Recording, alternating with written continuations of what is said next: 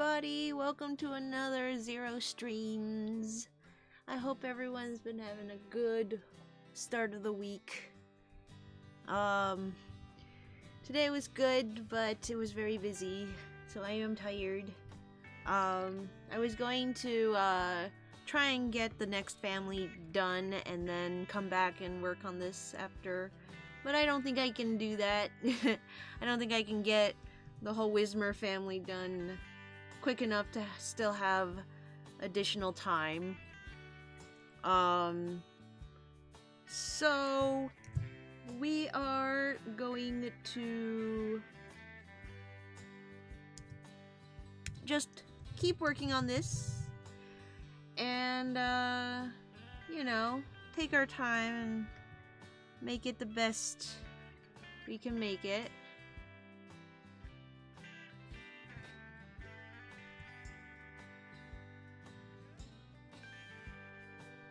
Am I using the right brush?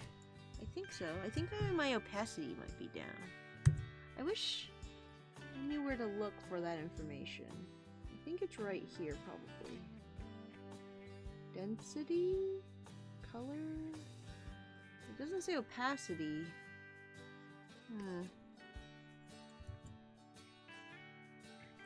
I think this part probably should be darker.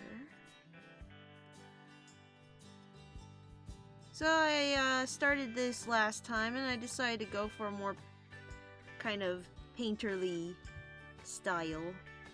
Thought maybe it would help make the Shed Ninja a little scarier. Make it kind of looming out of the darkness, you know? I like how it's coming out so far, but everything's a little soft, not a lot of definition, so I'm gonna go in, I'm gonna try and tie things down a little more. I don't often do paintings, like digital paintings, and I almost never do paintings without a reference, so this is definitely outside of my comfort zone when it comes to arting. Pokemon Master Wheeler! Look out!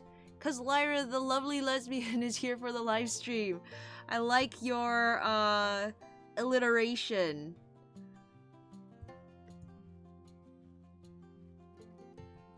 Always, alliteration is always welcome.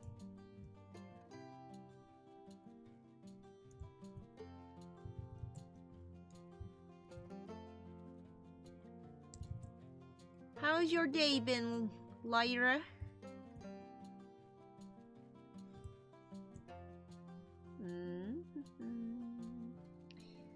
Trying to think. A lot of this looks very flat to me, and I'm trying to figure out why and how to fix it. 'Cause I'm not entirely sure where, what, why the issue is. Not yet.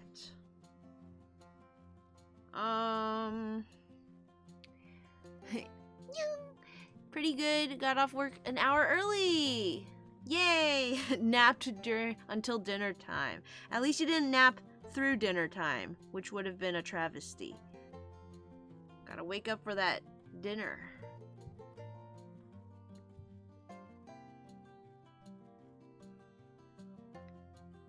Glad you got some extra sleep in. We're getting busier at the shop. It's a midterms season for the college kids, so a lot of them are going crazy with that sort of stuff. But next week will be spring break. So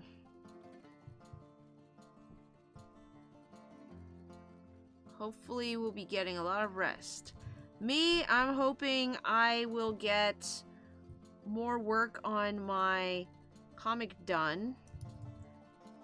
So if you haven't been paying attention, Jet's Black Nuzlocke, my Nuzlocke comic, has switched to 2-week bi-weekly updates. I don't know how to say it. Basically, it's only gonna update once every 2 weeks. 2 weeks? I mean, months. Am I the only one who has this issue where I think one increment and then I say a completely different one? I do it with minutes and hours too. Like, I'll be thinking hours and then I'll say minutes and then people are like, what? Sorry, didn't mean to get your hopes up, but I meant months. Bi-monthly.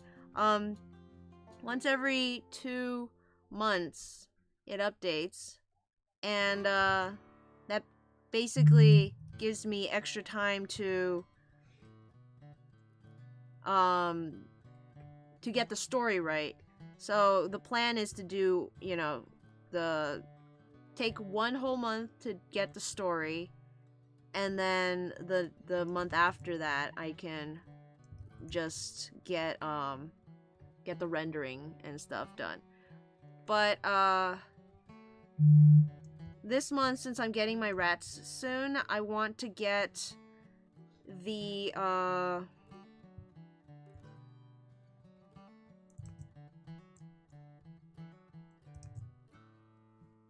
I want to get the sketch and script done all on the spring break week. Since I'm not gonna have work, I can stay home all day. Hopefully that means I can actually get something out, and then the rest of the month, when I'm probably gonna be distracted by rats, I will try and work on rendering. And that way, if I can finish the rendering if I can finish a whole episode this month, which was my old schedule, right? So it's like completely doable. If I can do that, then I will be essentially 1 month ahead.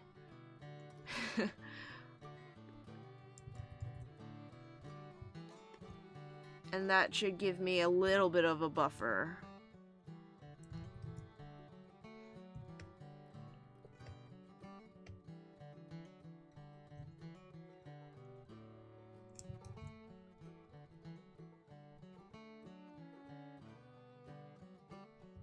Wheeler says we'll probably slow down for spring break too. Well, yes, mood. You get that buffer. I want the buffer. I keep hearing about these things, these mythical things called a buffer. I'm like, I want me some of that.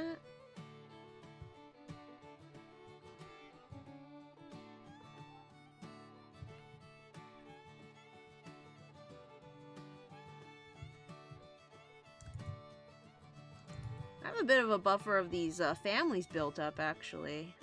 I keep forgetting to post them. Or, like, it never seems like the right time. Like, I just uploaded the next episode of Jet's Black Nuzlocke yesterday, so I was like, maybe I should let that sit a while instead of throwing another family up today.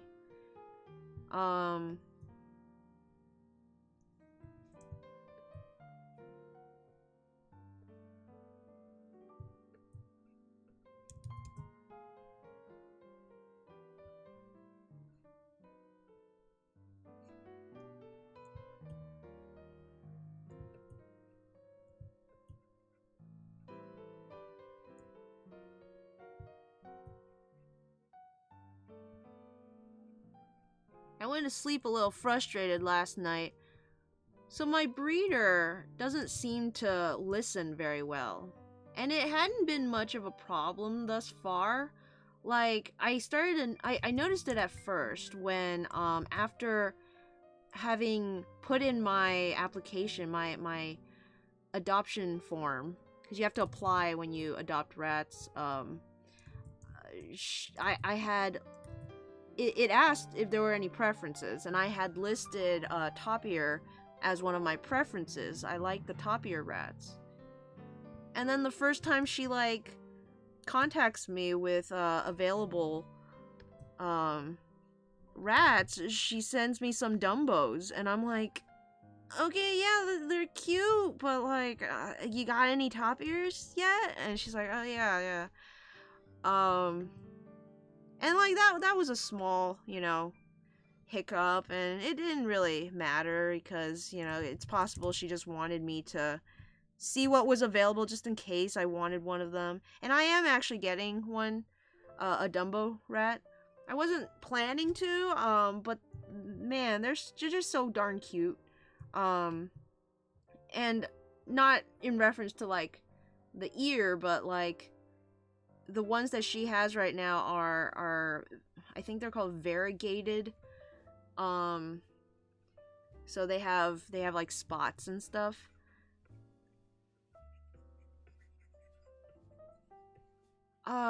But then like yesterday she said, "Okay, it's time to like make appointments cuz the rats are ready to go home on the 6th. Not the 6th, the 4th, which is this Wednesday." And I'm like, "Okay, like I said before, like I'll do 2 weeks. The 14th. That's what I said before, and hasn't changed." She's like, "Oh, I thought you were coming to get them on the 7th. Oh, shucks. Like, I don't think I can do the 14th." I'm like, "What do you mean you can't? Like, I told you this 2 weeks ago. I made plans. I like my friend took off work so we can hang out cuz the breeder's like 2 hours away in the city. And that's where one of my online friends is, and we'd never met before, and it's gonna be a like a get together and be all fun and stuff. But yeah, and I'm like, I can't do the 7th because my other friend who is coming with me is going out of town to like some event thing. So that's why I didn't choose that weekend, because I totally would have. I want those rats like as soon as possible, but I couldn't because of that, So yeah, I was like, pardon me, but is there any way we can make this work? Because and she seems so upset about it. It's like, lady, you're the one who made the mistake. Hi, Watcher Zigzagoon. You're not late. I just started. Wheeler says, "I'm slowly but surely getting a buffer for my comics. ATD, Across the Divide, I believe, has a buffer of 5 pages. Golden Sun has a buffer of 4. Brock would make a much better breeder." Brock is a good caretaker. Was watching Doctor Who with Mom. Wrapping this up, yeah, I'm trying to figure out how to make it look good, because like coming back to it, it doesn't have what I want. Like there's something missing. Oops. I'm trying to figure out what it is. I'm gonna throw some.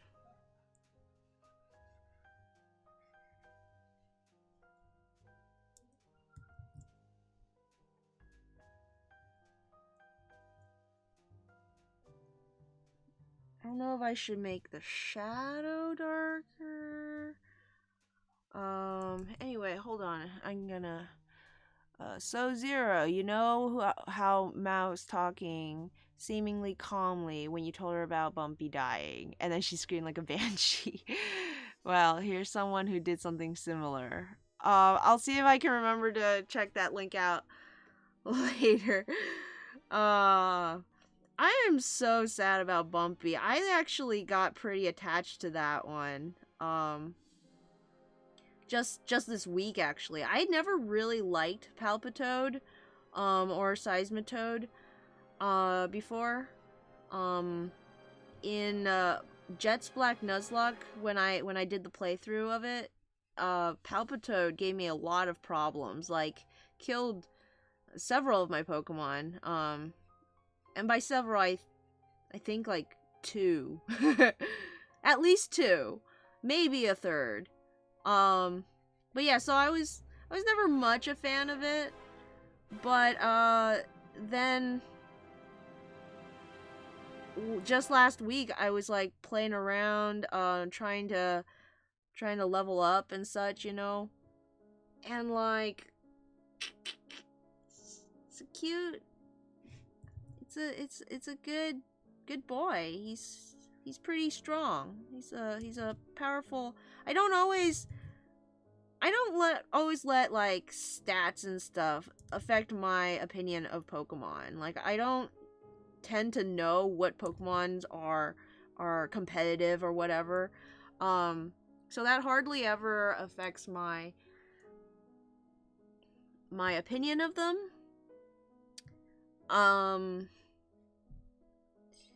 But when they do well, I do notice, and it comes across.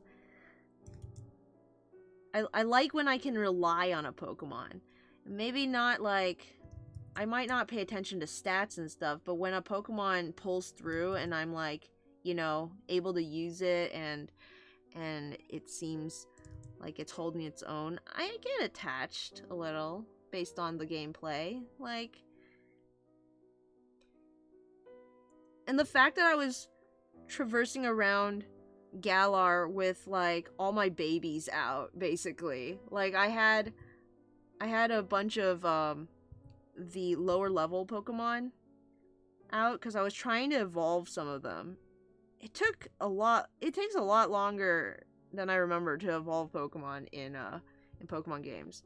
But yeah, I wanted to have some like of my other unused teammates to be leveled up, as like, a little fun surprise for the audience when we come back. It's like, oh, look,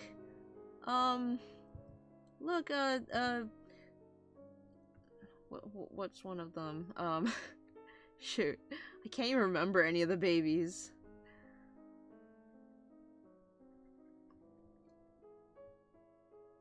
But of course, when you're leveling up, you need like at least one strongman to lead the team. And that was Bumpy. Just me and Bumpy and Lumpy. Lumpy was there too. But I didn't have her out. She was still in the box, but like every time I went to a max raid, it was like some kind of dragon or ice type. I think like it was Lapras that day. So yeah, I pretty much had to rely solely on Lumpy to take care of those.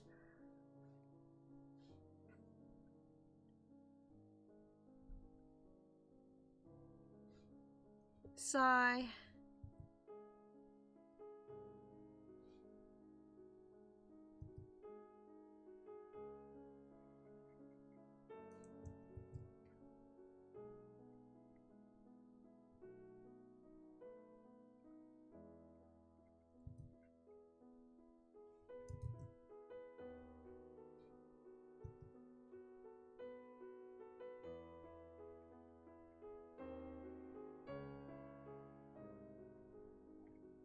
I probably should have named Big Mac after Kidoo, honestly, because that's who I'm afraid will get upset with me if I let Big Mac die.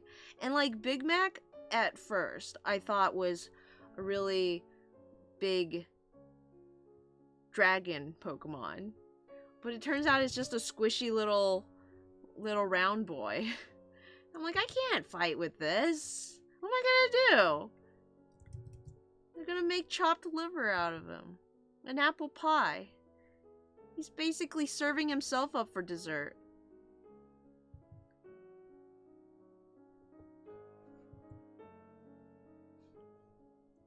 Okay,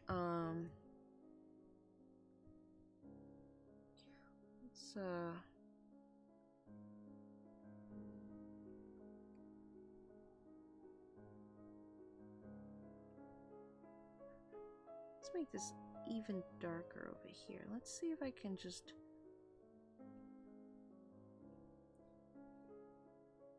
I don't know if that looks any good.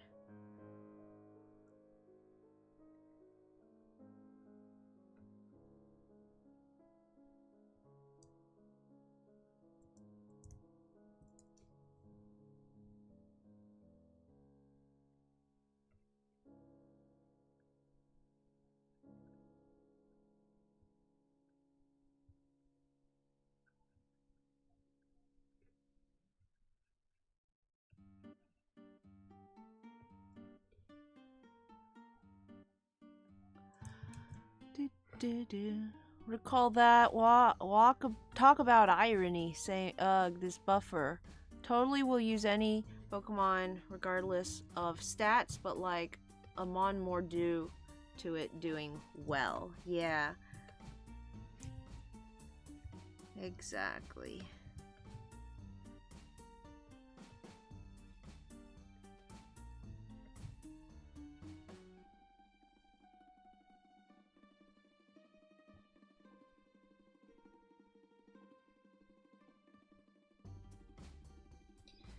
But, things are starting to move fast. I finally have everything I need for my rat's diet. I'm thinking about... Y'all even see anything? I'm thinking about, getting some cat litter. So, like, you can actually litter train rats. Have them more inclined to wee and poo in certain areas than others, a little more.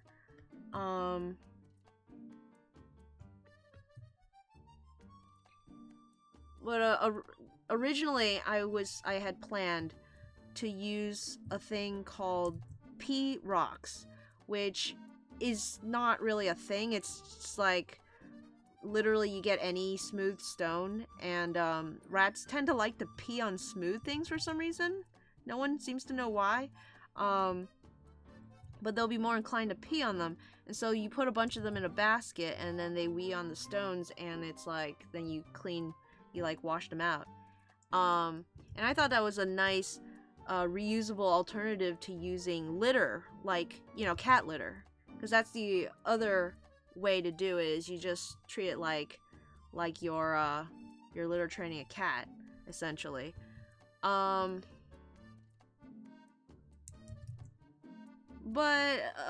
it turns out it's probably not the best alternative, because there's no like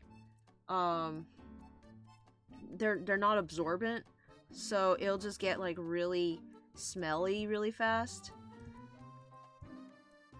So I'm gonna go to the store maybe this week, try to pick up some cat litter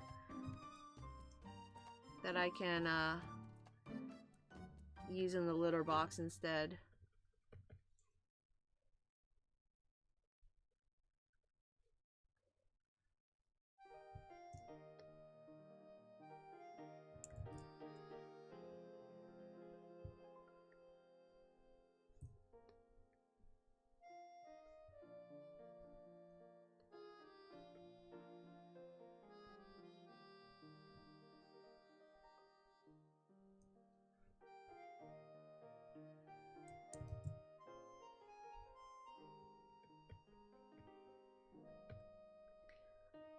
trying to not be afraid of making it too dark, but now I'm like not sure if I've made it too dark.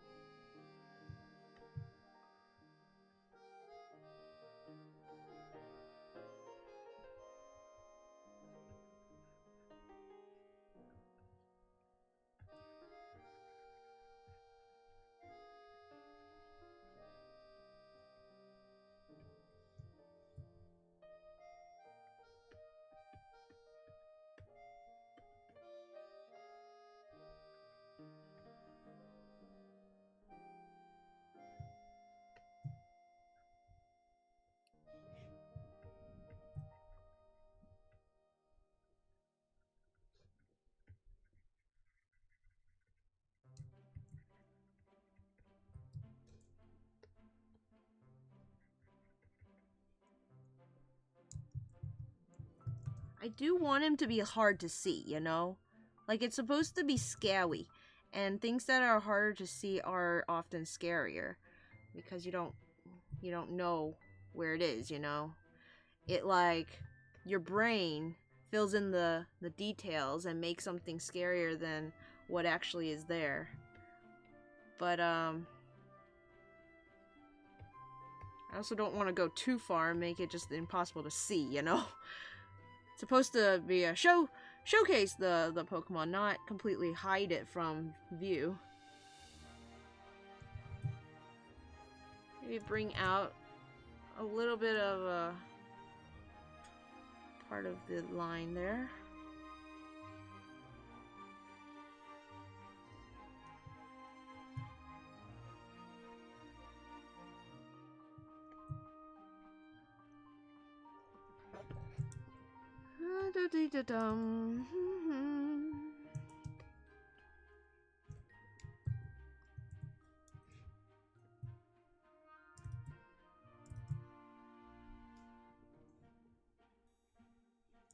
And then I think this boy's leg needs to be darker. Oops. Push that back.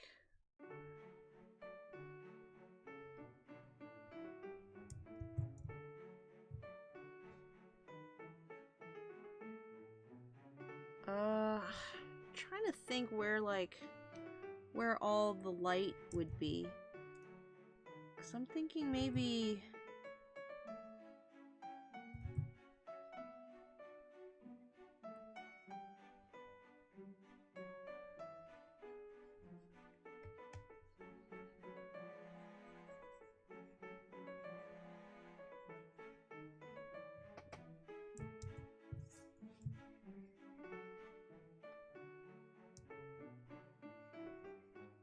just cover the whole thing and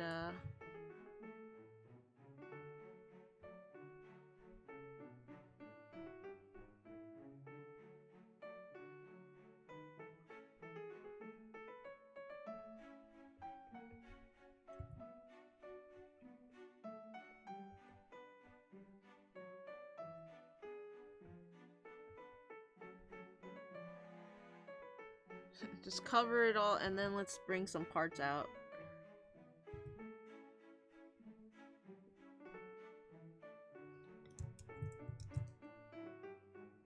Anyway, Shedinja is looking scary now. Yeah, you really feel like it's looming out, don't you? When it's so dark like that. I still need to clean up some of the bits, but I'm gonna flatten it and then go back in. Right now I'm just trying to figure out lighting and such.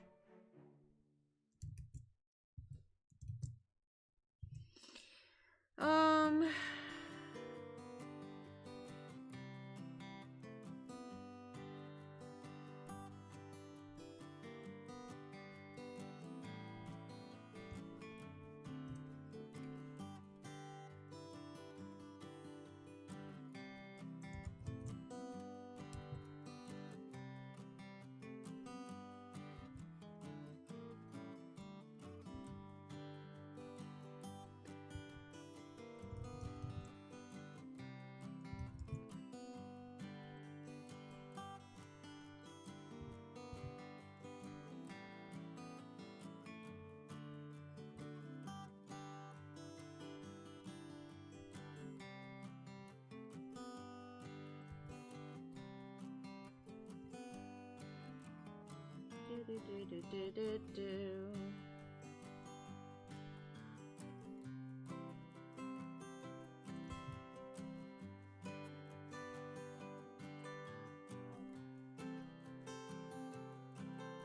finally ran out of my Nintendo Online, and I never really used it much, but as soon as it's gone, I suddenly feel like I miss it. I never really wanted to pay for Nintendo Online because I thought I didn't need it, for first of all, and like also it's not a great service. And I thought I would like be able to just not get it on account of, you know, like just on principle. Like I don't agree with the service, so I'm not going to pay for it. But like they keep coming out with games that require Nintendo Online.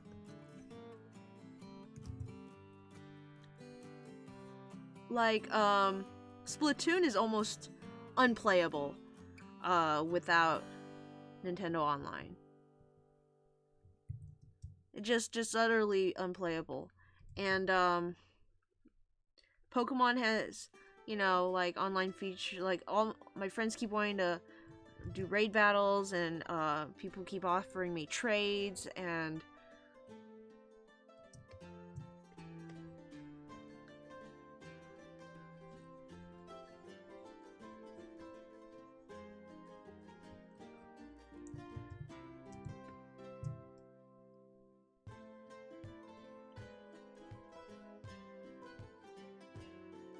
then Animal Crossing is coming out soon. I'm just like, what am I gonna do? So my brother right now has Nintendo Online. I bought him the service, but it's only on his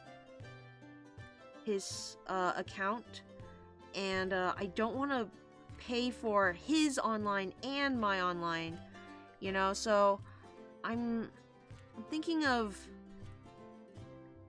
waiting until his goes out, and his lasts until August, I think. So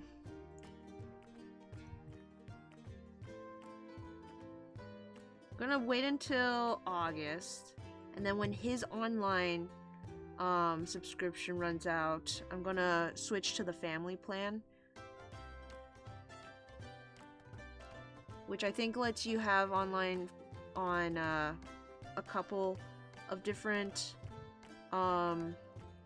accounts instead of just one, for a small increase in fee.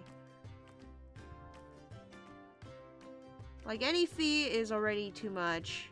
If I'm gonna, might as well not give them $40 and only $30, right?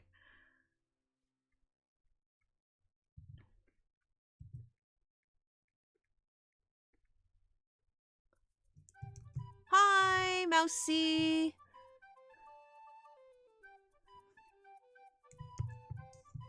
The fun online subscription model that is now inescapable if you want a dedicated gaming console.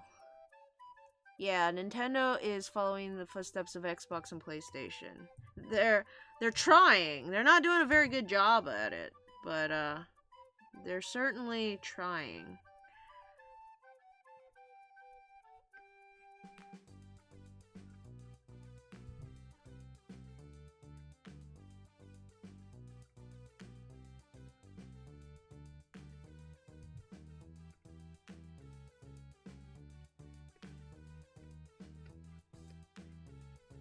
I'm still refusing to use their online thing as like a cloud storage for my games. I just don't trust having my game data in the cloud, especially when I think their policy is like if you stop paying for the online, they like I don't think they wait at all. They just delete your stuff. Which is like terrible.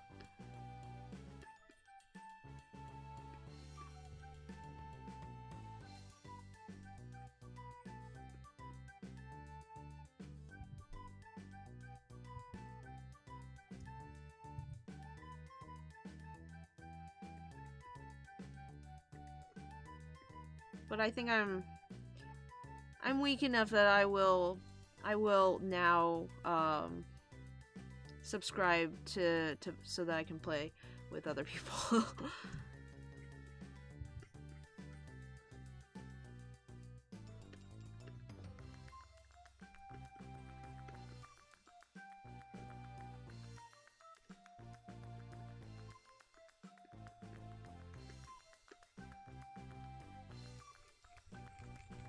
Color all of this in light shade.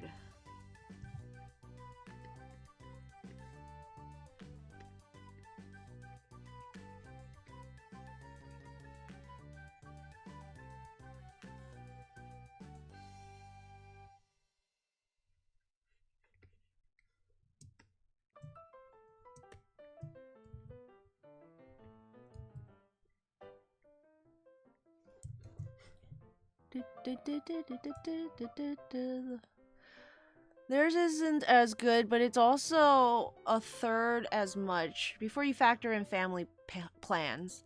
You know, Christmas 2018, I subbed to Nintendo Online for a month worth fee of $4.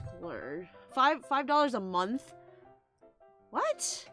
Little did I know it was active even after the month was over. Pretty sure the cloud saves is a backup, not moving your saves online. Okay, I didn't know that. And I'm extremely blessed because my amazing friend Wheeler was willing to add me to her online family plan. Oh, that's fun. That's cute. Hello, Tails. Hello. Meanwhile, Zero is extremely damn because she now has 8 Pokemon in the Galarian Grave. Seriously. I'm racking up the bodies, that's for sure.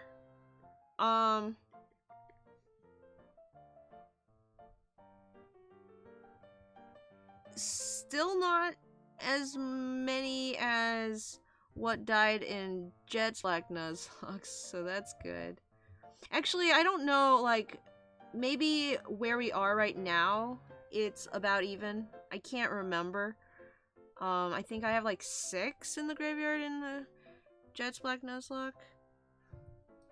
The little title cards that I do for each episode are getting increasingly difficult to update because I always forget what the death count is.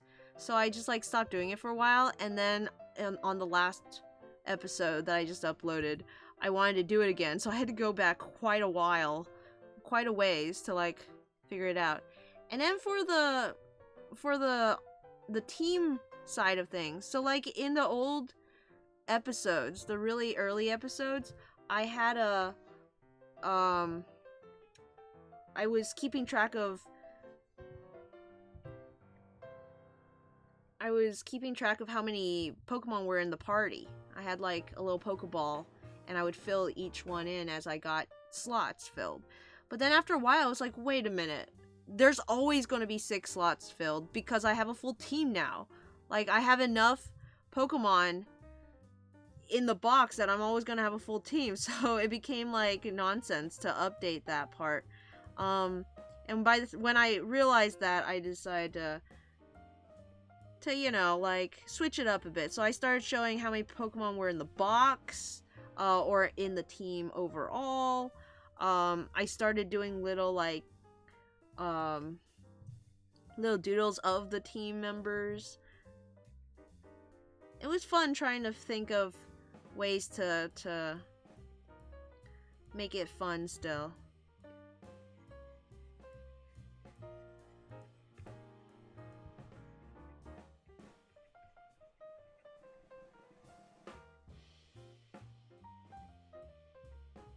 I have a pretty core team set up now, though. Like, it's pretty solid which monsters are on the team and which aren't. So I might do like a team picture and just have that like copy pasted on each one, for the foreseeable future. That could be a good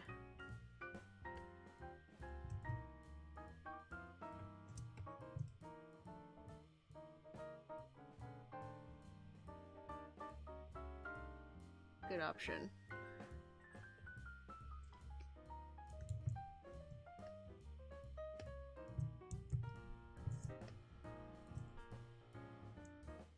Okay, I'm not sure what's going on anymore, so I'm gonna... Oopsies. Flatten all the merge layers. Where's the merge? Merge selected layers. Okay, all those can turn off. And I'm just gonna paint directly on it now. See where I can go from there. First of all, I'm gonna fix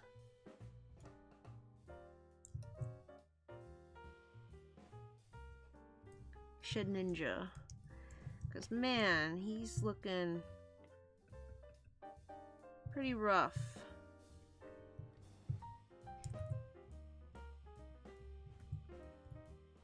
Smooth out some of these cracks, shall we? I know you're dead and all that, but you can look a little nicer.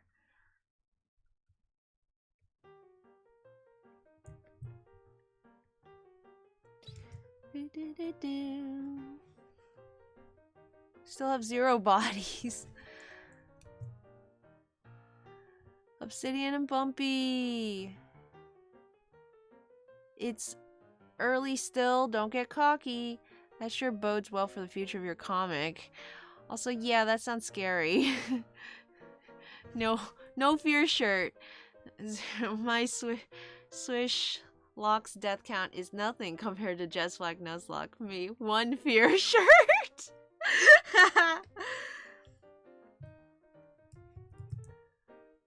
I'm just trying really hard right now to like figure out how I can what I'm supposed to do with the end of my run, because we're getting close. We're getting real close to endgame.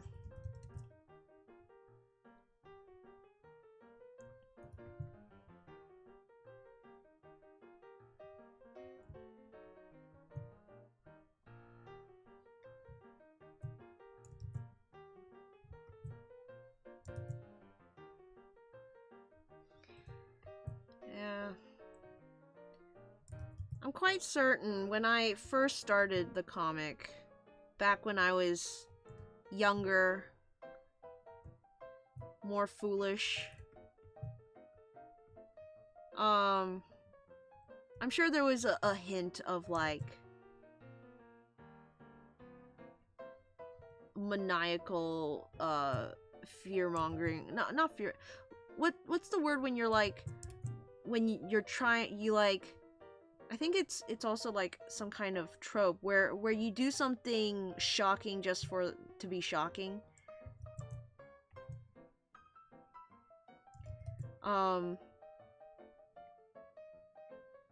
I feel like some of that kind of feeling definitely helped fuel my creation of Jets Black Nuzlocke. But as I approach it now, I'm like trying really hard to steer away from just doing that, because it's like we've known these characters for so long. I need to make whatever happens in the future like make sense for the story, you know?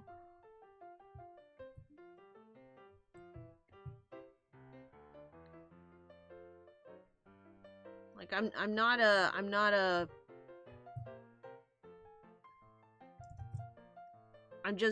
just like a nobody making a silly little comic. People read this, like,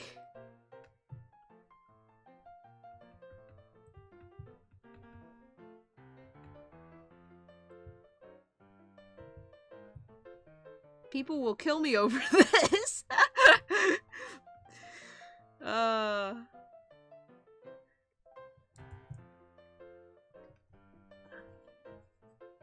don't know what to do with his nose. I feel like it shouldn't glow round like this, but I'm not sure what else to do.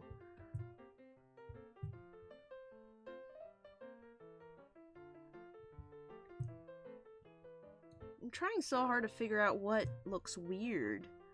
Something's bothering me about the shape of these parts and the shading of these parts.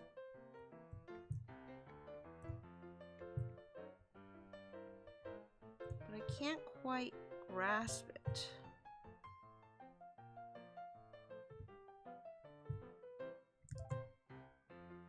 Maybe it's too bright. Maybe if I tone it down a bit.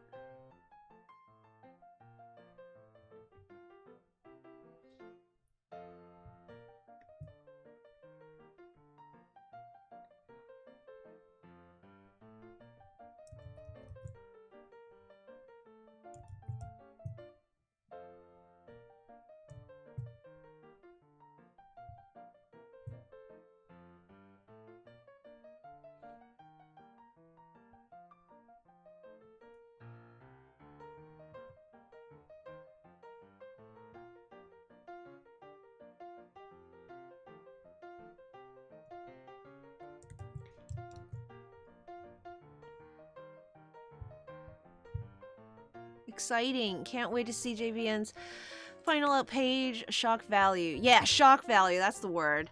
I read this.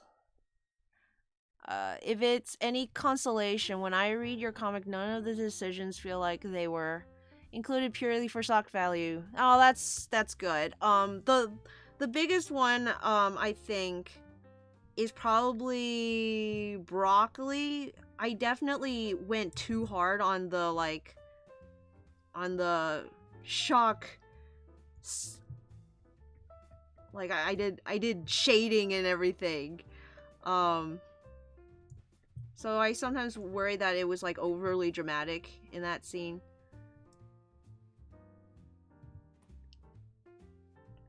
But I always justify it to myself so I can sleep at night.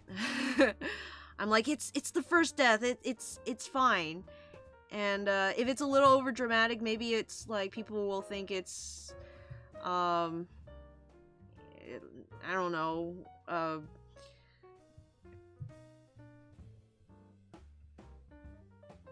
mean, hopefully it's in character. Jet doesn't seem like the kind to have to deal with death very often.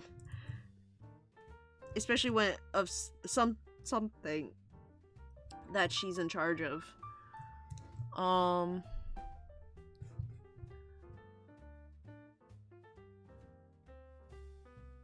just Gigantamax Pikachu for max raid and died of adorableness. Pikachu. I fought Dynamax to Pikachu in a raid, and its like voice was so low. Has Jet Black Nuzlocke hit its 9th birthday yet? No, I think it just turned 8 last year in like May. I can't remember. So like Jet Black Nuzlocke anniversary wise is a little strange because I know exactly when I started playing the game. And that's just so happens to be Jet's canon birthday as well. So I think last year I celebrated Jet's birthday just for fun. And everyone thought it was the anniversary. Even though I was like, happy birthday, Jet.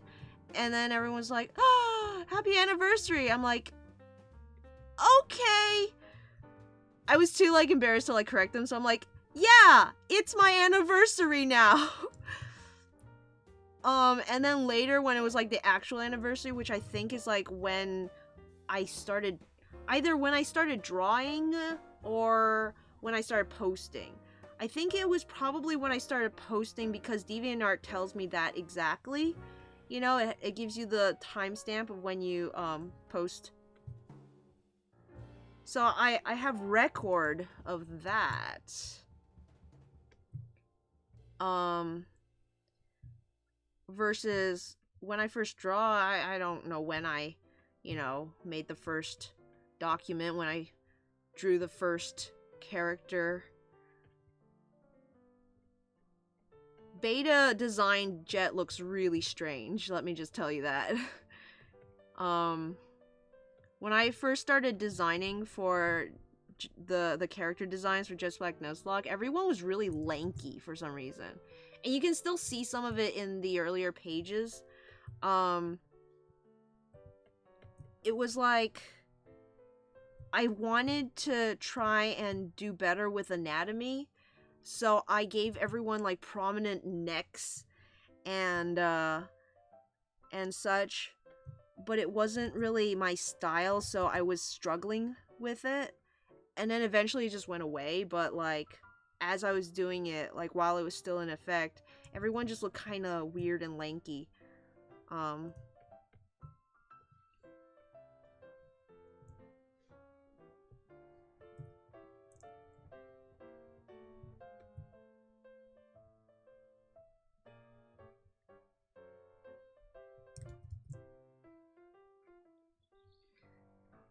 Right now I'm suffering from the opposite problem where everyone looks really round and squashed. So I need to start going back. I think after a while I just stopped trying with anatomy, for the humans at least, because it wasn't working. But as I go into the more serious episodes, I do want to bring some of that back, just to try.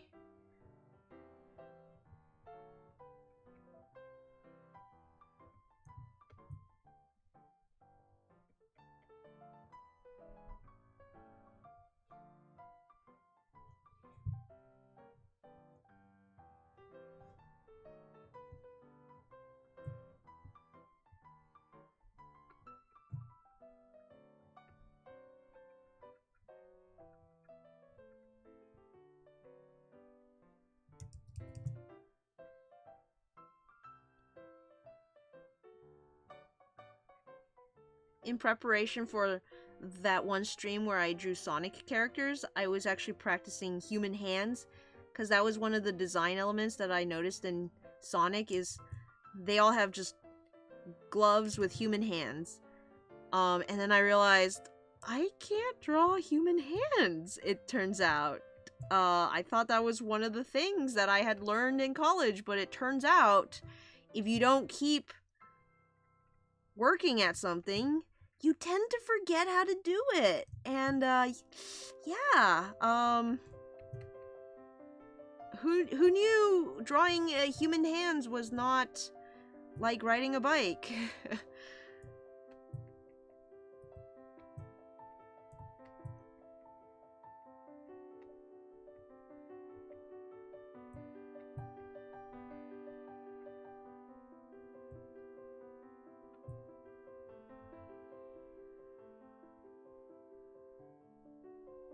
What's everyone working on tonight? Hope y'all are having a good time. I'm sorry it's so dark. I know I'm like working on a really dark spot in this illustration, but I need to keep it dark. I don't wanna...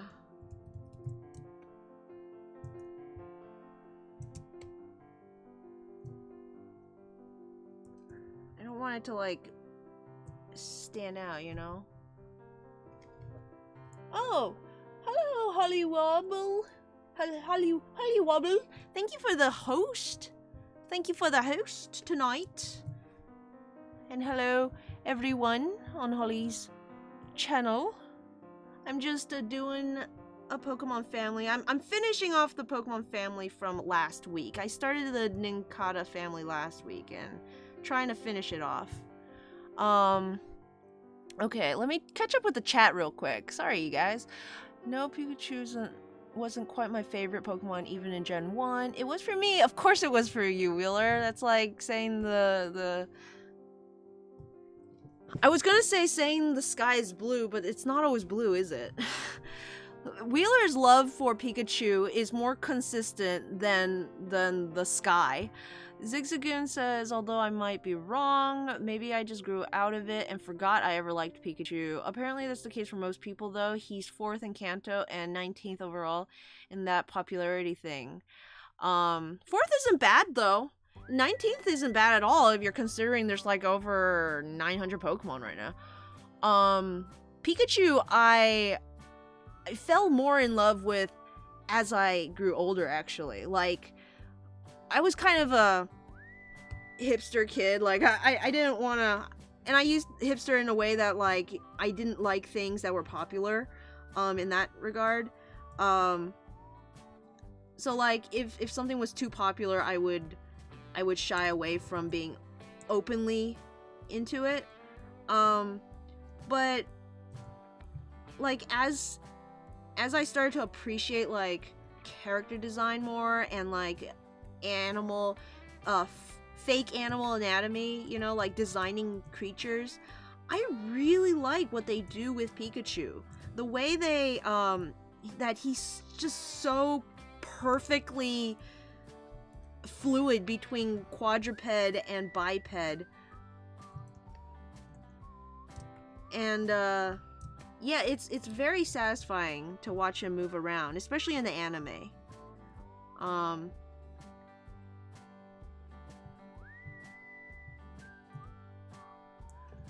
Hello, Jules. Thanks for the follow. Thank you for the follow. Come follow me. Whether should I follow? Whether should I follow thee? To the greenwood, to the greenwood, to the greenwood tree. Man, I love those old children's songs. I had a CD that my parents would play all the time on the car. And I never got tired of it. It was just like, just loop it again, Mom, loop it again. It wasn't a CD. I'm too old for CDs. It was a cassette. It was a cassette that they would pop in, and there was 2 sides, you know, like A side, B side, and you had to like flip it when you got to the end of one, and then it will play through back to the beginning. It was a one full of children's songs, and then they had little tongue twisters in between some of the songs. That's where I learned the Fuzzy Wuzzy was a bear tongue twister. Fuzzy Wuzzy had no hair. Fuzzy Wuzzy wasn't fuzzy wuzzy. And they would all have like an easier part, and then at the very end they like make it really hard. And it would just be the kids like saying it faster and faster until they just like really mess up. I think another one was like little baby buggy bumpers. My favorite though was one about Betty Botter, and she bought some butter and it was bitter. And that one I would practice and got really good at, because that was my favorite. It was really long, and the songs were really good too. They had the Candy Mountain song, you know, that like old hobo song, Candy Mountain, and then but they like changed the words, so instead of like the cigarette trees, it was like the peppermint trees, of course, because you know you can't be singing about cigarettes in a kid's song. Because I think the original's like, in the big rock candy mountain, there's a land that's fair and bright, where the handouts grow on bushes, and you sleep out every night. Where the boxcars all are empty, and the sun shines every day. All the birds and the bees and the cigarette trees, the lemonade springs where the bluebird sings, and the big rock candy mountain. And they sing about whiskey some other place too. Yeah, they just like changed those words so they're more kid friendly. They had some sad songs in in there too, though. I remember one of the songs was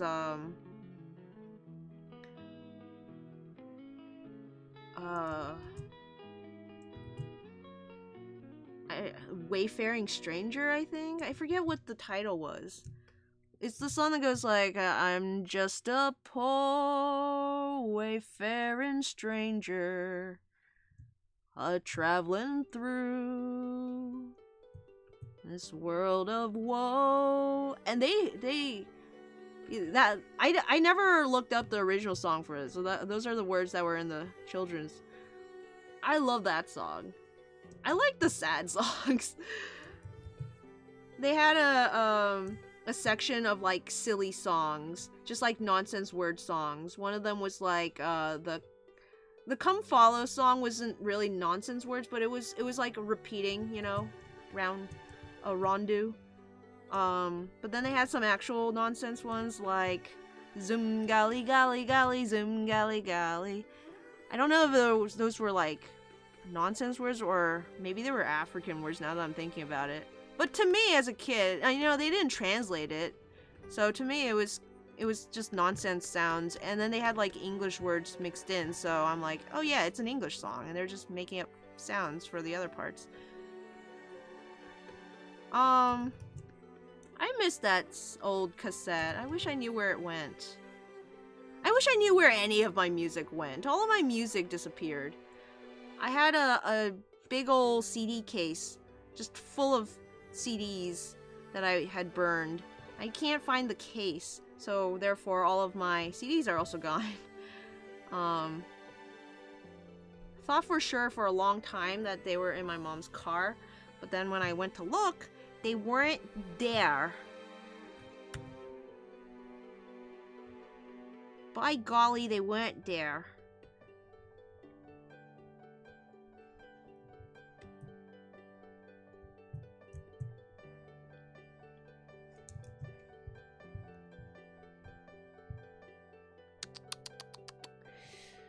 Case with most people.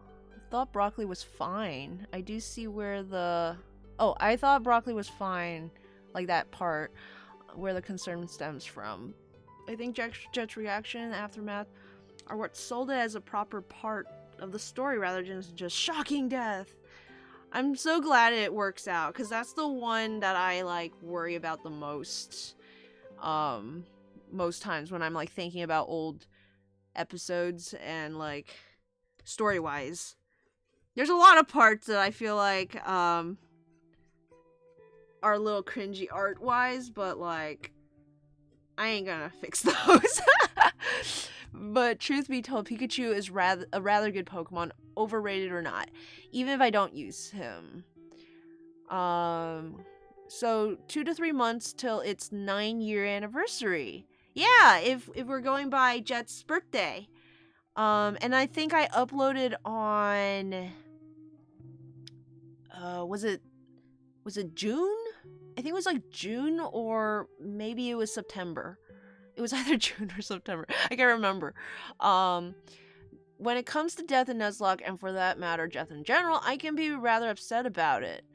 I mean, it is a rather upsetting topic, but it is also something that everyone has to go through, so I think it's not unhealthy to explore it, especially in media. As long as it's like respectful, you know? And certainly I do have a bit of a disadvantage in that regard because I haven't experienced it much myself in like an emotional sense. So it's very easy for me to possibly like do it wrong or be insensitive about it by accident when I don't really mean to, just because I don't realize that for some people it can be very sensitive. And yeah, all I can do is try my best, I'm afraid. But I worry sometimes about what the final message is gonna be.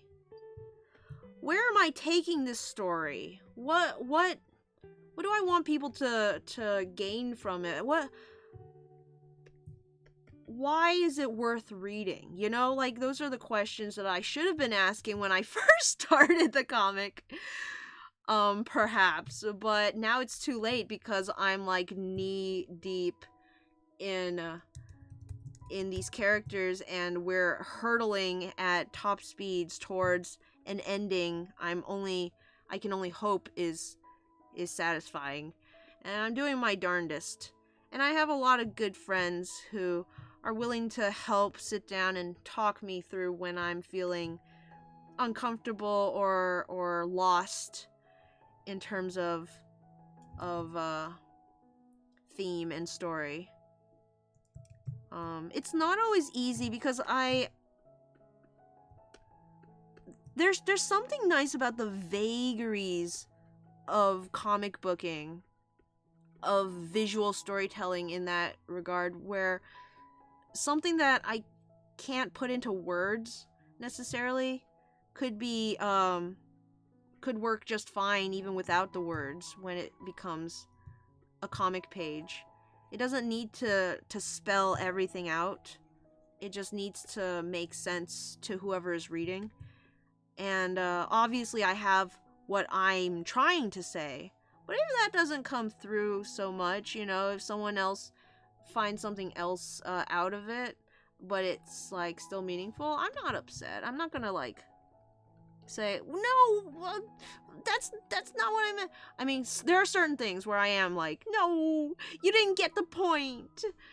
But I feel if I try to do that, it's a little hypocritical, since I'm one to believe in death of the author when reading text.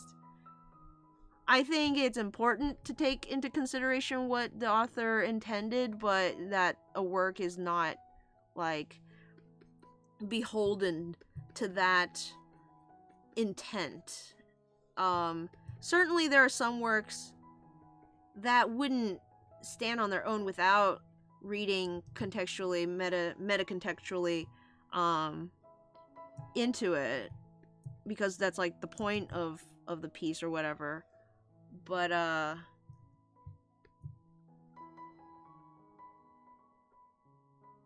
it doesn't mean some other interpretation is necessarily wrong if it means a lot.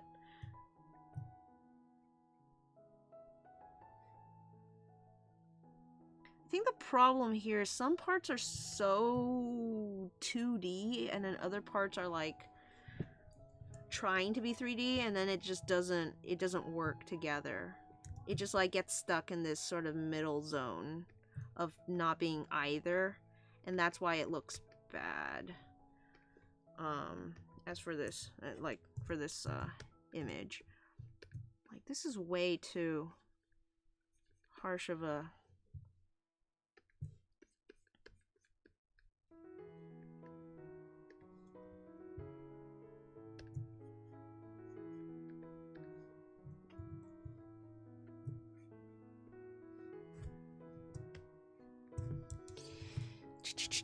do the happy birthday Ash thing for an anniversary. What's that? When I found out there was such a thing as death fetish, oh my goodness. No, necromancy. Wait, that's another that's bringing things back from the dead. Could look up the day I drew the first fire page if I want. Zig says it's just another one of those things to add to my list of things that diminish my faith in mankind.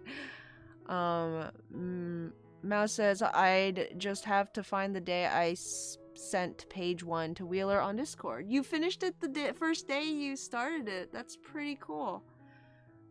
It'd be a lot of scrolling. Watcher says I'm not usually good with anniversaries. Oh, I suck at anniversaries. I've missed like every single one of mine.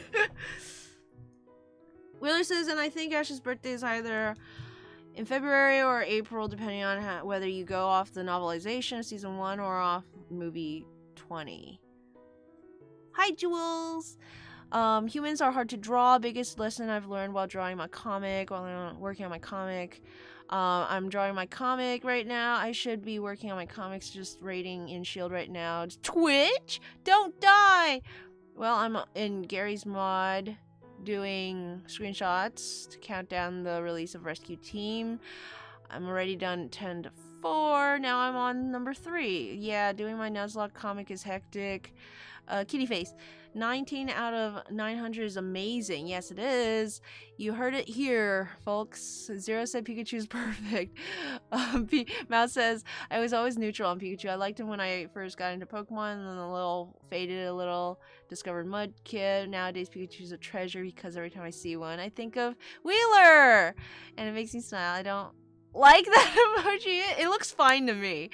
Anyway, I'm going back to finish the comic and everything tomorrow.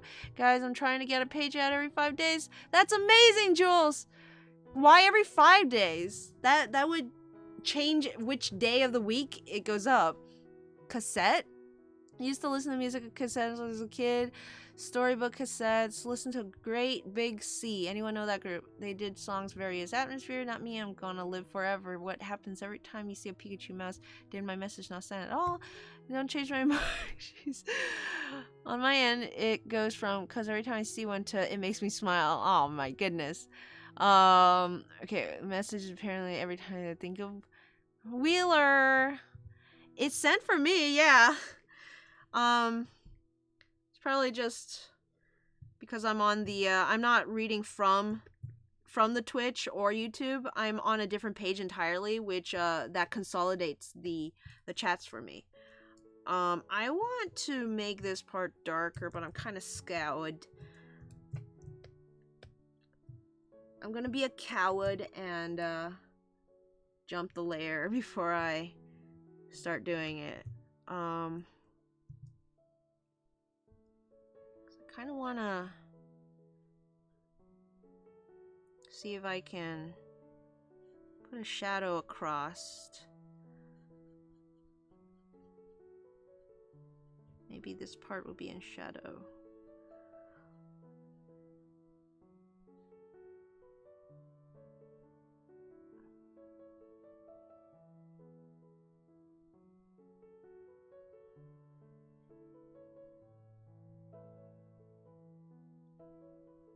That maybe, and then this part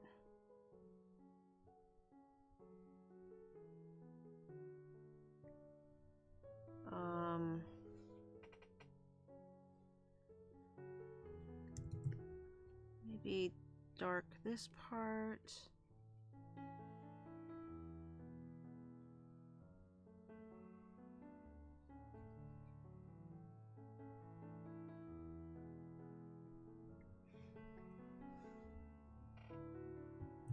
Then, oopsies.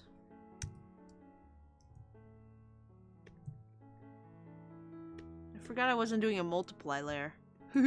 Oops. Maybe I should have. Maybe I should bring this dark a little on that side. Make it look more like a dome, right? And then,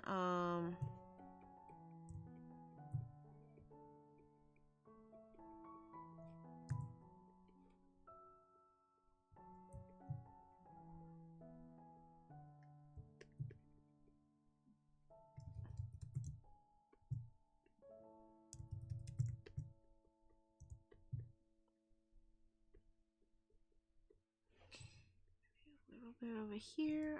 I don't know what I'm doing. Just trying to.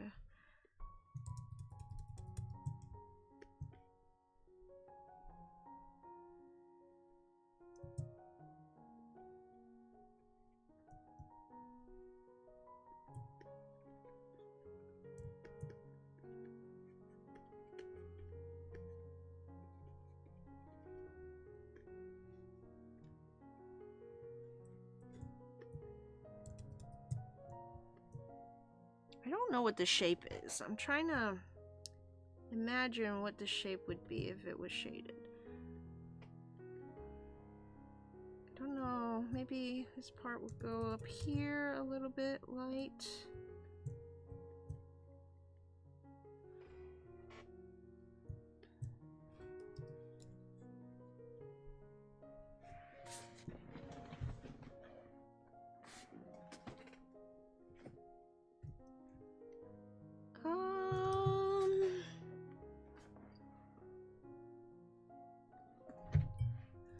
I don't think it would be so bright up here either, though.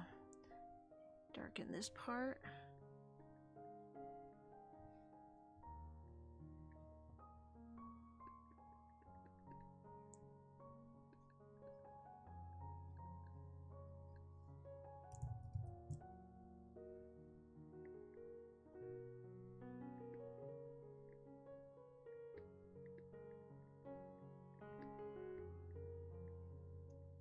This whole shape is wrong.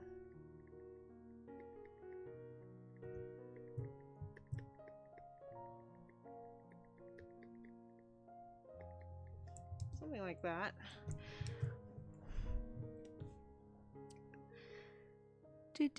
Apparently it sent, so Tails. Is Tails still here, actually? Says Watcher Zigzagoon. Wheeler says, Nuzlocke, only catch one Pokemon per area. My gremlin brain. Gotta catch the max raid Pikachu. The max raid Man. Just save it for the Pikachu.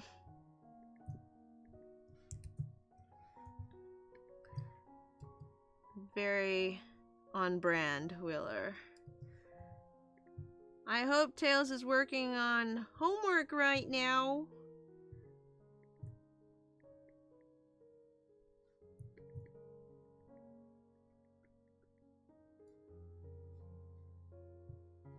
I can no longer make fun of anyone for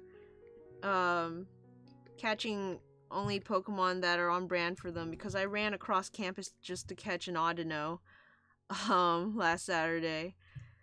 And I never run, so...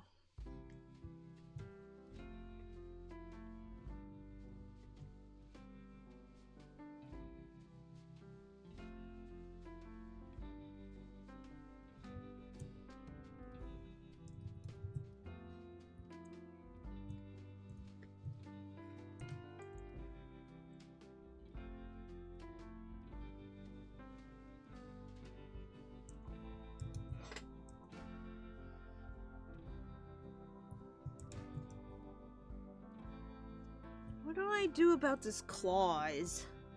I wish I had some reference to go off of. I'm a little lost as to what to do. Shading these claw things. In the official art, it's very smooth and round.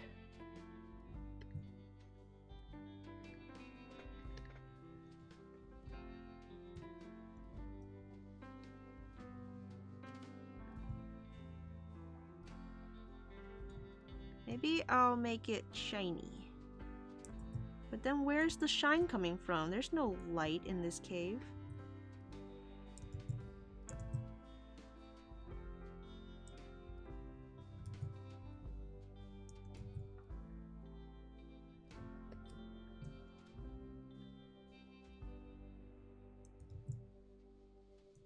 And then I think I'm going to put some darkness on this claw. Make that go back into the shadow a bit. Zoom in to see what it looks like from afar. I think, you know, I want to say that's about all I have the patience for on this piece. I think it looks good. I can post it like this. I wouldn't be upset.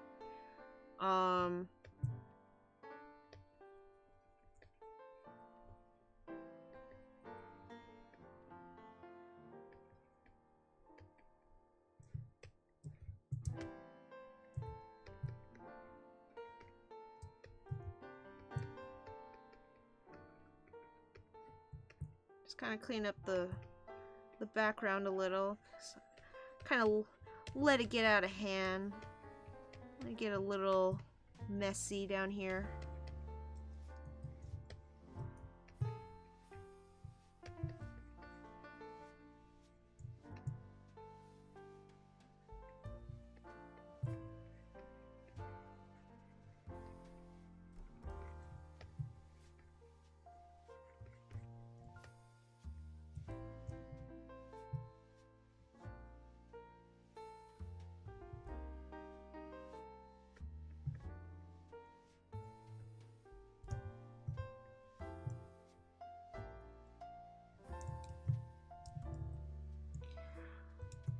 About as good as it's gonna get, and about time too. Yeah, I'm just having some fun, you know. I wish I had the ability to change this yellow to a little less this color. I don't know how to do that in here. I know there's there's a way to do it in Photoshop, but in Clip Studio, I'm not aware of that.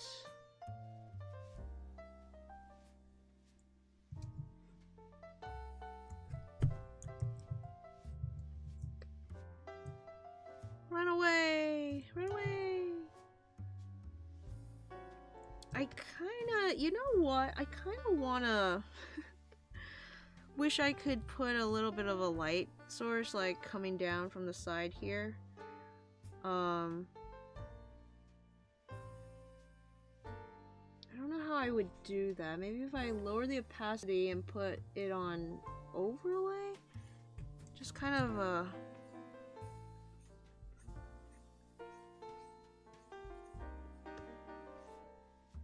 maybe not overlay, maybe screen? Ooh, that's too much.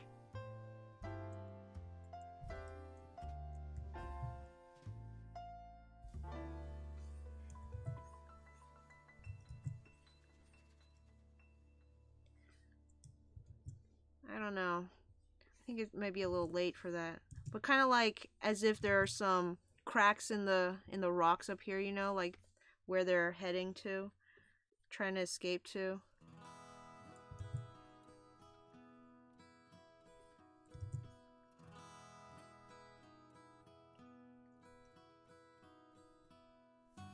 And then I can, in the background, maybe have,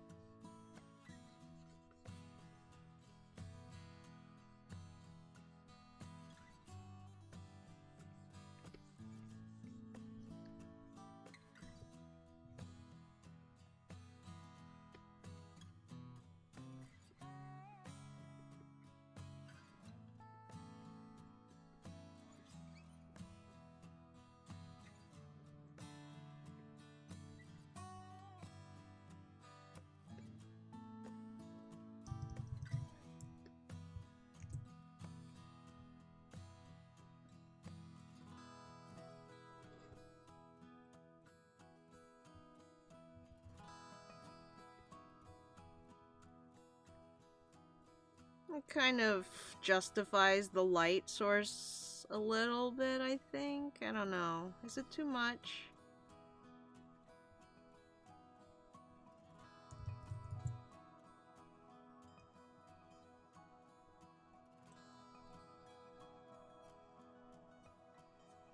I just have this like weird warm light on some parts of the drawing, and it's like there's no indication of where it could be coming from, so I feel like this kind of adds a bit of that in it.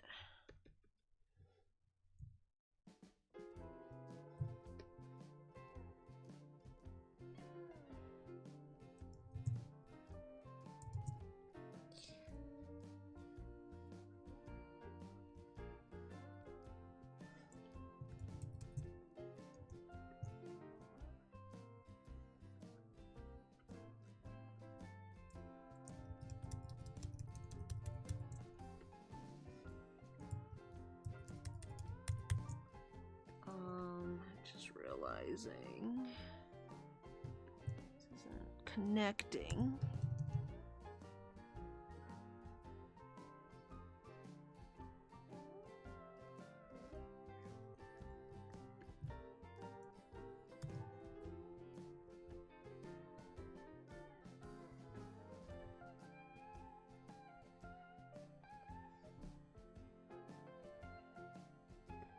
Oops, what's this?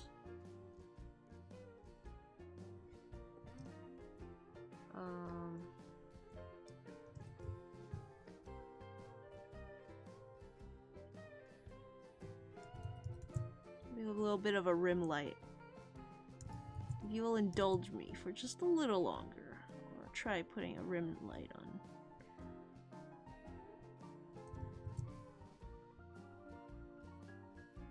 Some of these parts.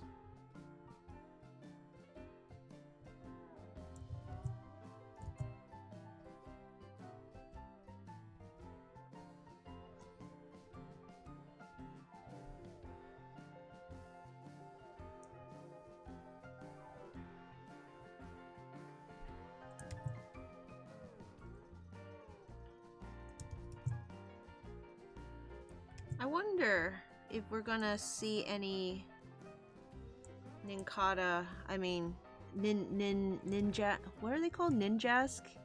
And, Shedinja in Mouse's comic. If we're ever gonna get to see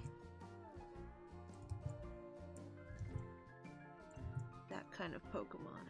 That would be really fun. Won't be fun for Shelly, I'm sure, but I'd like to see that.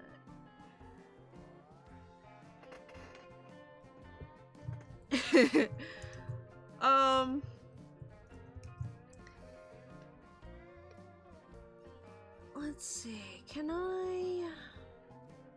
Is it possible...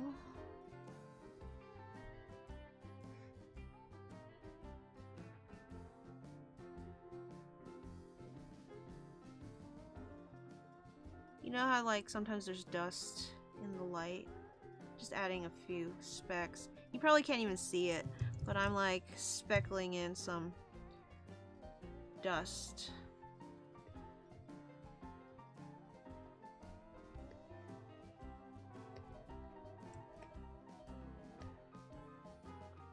Anyway, that's it. I'm done. This is the what's it called? What family is this again? Nincada family. Woohoo! Let's give that a save, and we're moving on. Let's see, what else should we do today? I think what I had planned is I have a couple of Pokemon I haven't drawn yet for the Shield playthrough.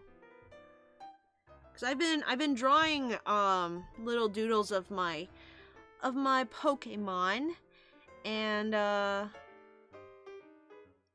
posting them on the Nuzlocke forums. So I still haven't drawn Big Mac, evolved Slappy.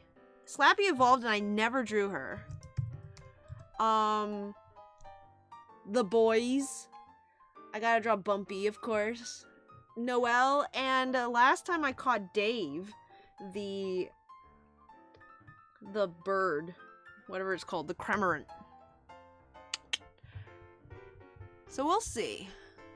I've never drawn any of these Pokemon before.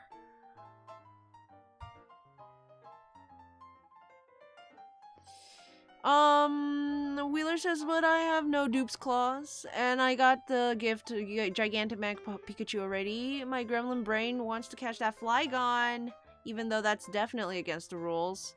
It's about as good as it's gonna get, and about time too. Wheeler, you can be hopeless sometimes. It's the Shelly family. Also, that's not true. I'm hopeless all the times. The endangered species bird. Now you need to draw the deceased. I didn't even get to draw Bumpy alive, and he's already deceased. How sad is that?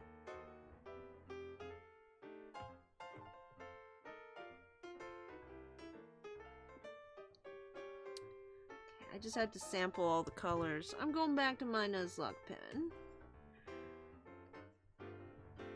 Because it works well for this. And, let's start with Big Mac. Big Mac's a fun, cute thing. What's it called? Applin. No, that's the first one. Appleton.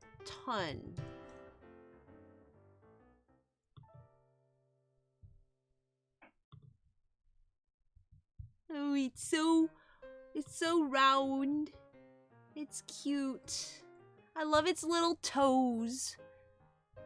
Ugh, Cramorant. I don't like Cramorant. I didn't have much of an opinion on Cramorant until I saw it with a Pikachu in its mouth. Cramorant, is that an endangered bird? Because I thought it was based on that bird meme where the seagull is like,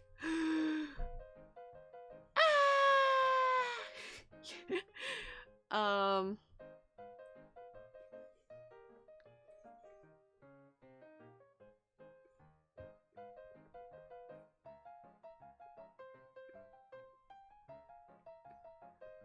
Appleton looks kind of like Goofy now that I'm looking at it.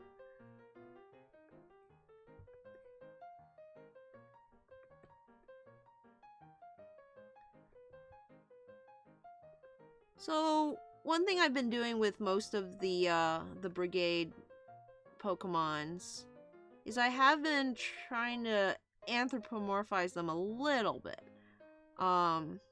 Most of the ones that aren't bipedal, I have been making them a little more bipedal.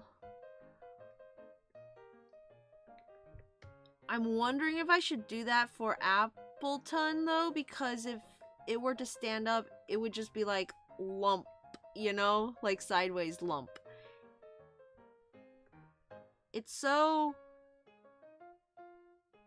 like,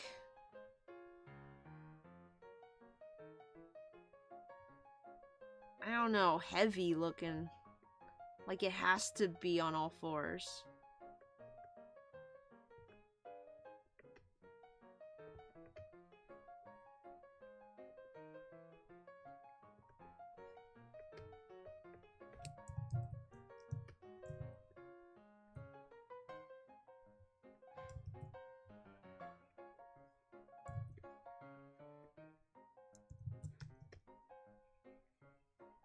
I feel like it would just keel over if it tried to stand up.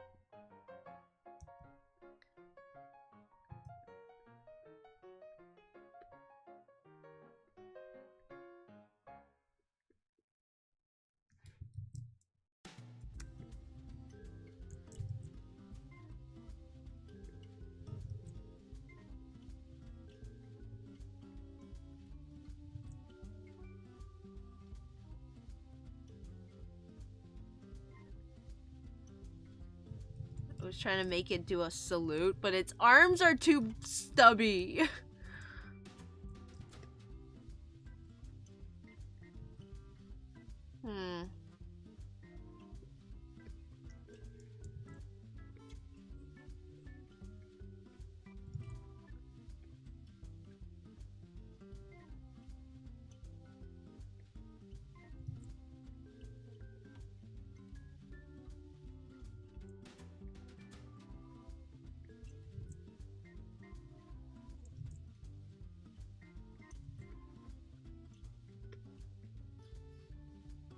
There, I think this is the only way to make it stand-upable. Is to bring its neck way down. So it's like kind of lurched forward. And then, I'm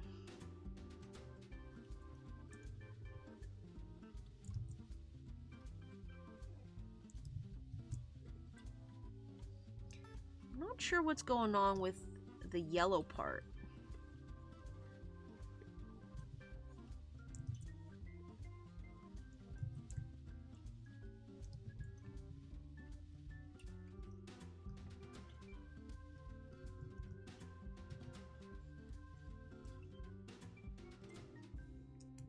I think I'm gonna give him a helmet.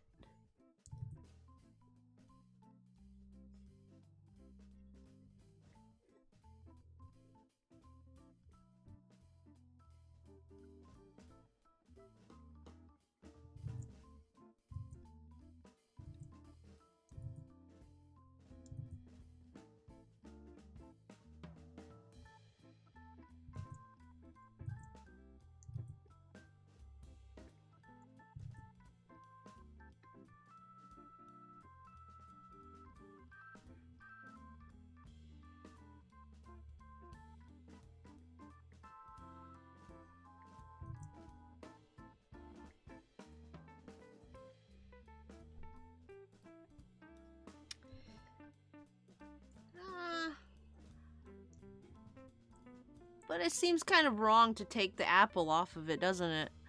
Anyone remember how Meowth used to be quadruped? And how Team Rocket's Meowth was an oddball for walking on 2 legs? I sure do. Then it became such a popular way to portray that all Meowth are just biped now. I mean, to be fair, it's always been portrayed that way. Like, even in the, you know, in the little Pokedex book thing, the official art for it is it just like standing there.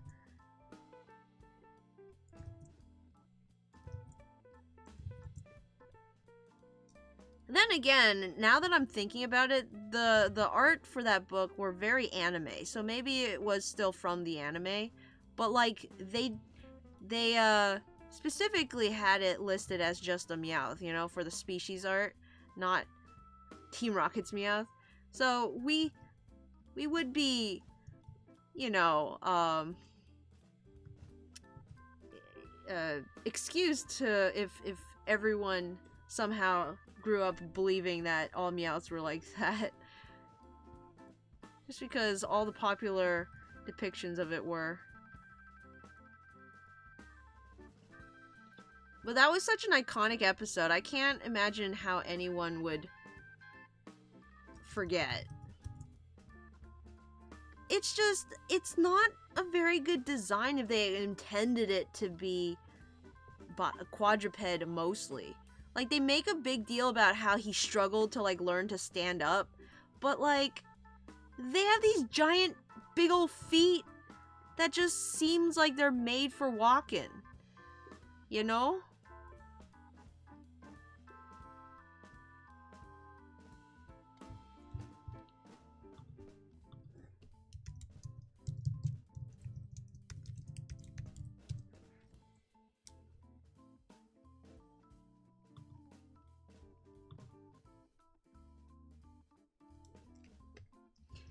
I feel like I need to...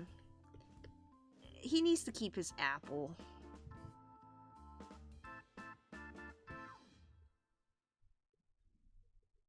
It feels wrong to take it away.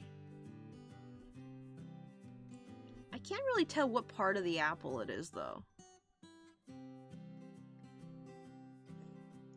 Maybe on top of the apple he can wear a hat.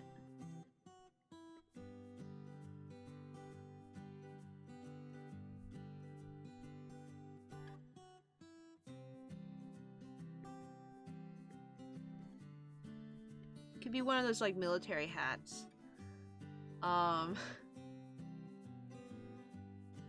Maybe he's, like, the medic.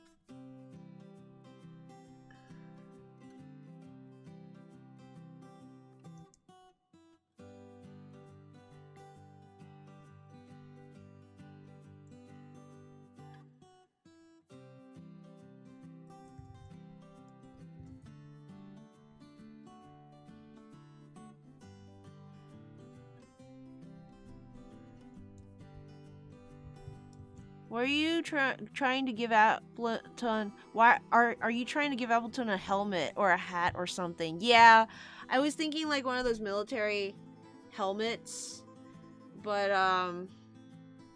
then I'm like, nah, I feel like he needs to have his apple on.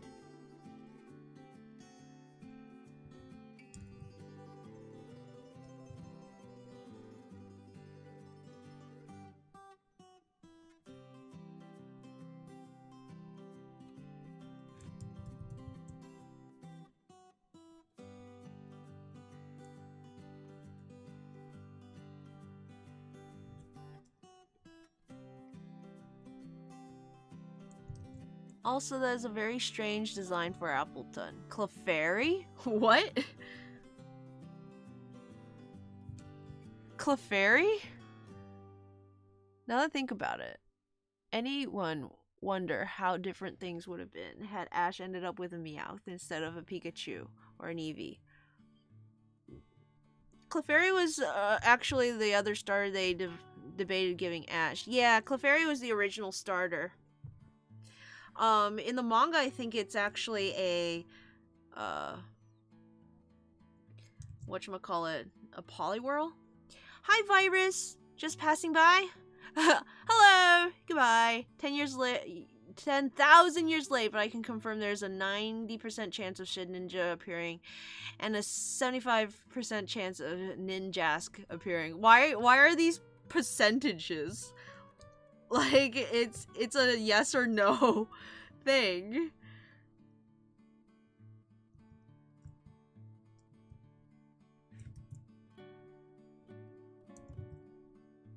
Well, those are high percentages, so I'm, I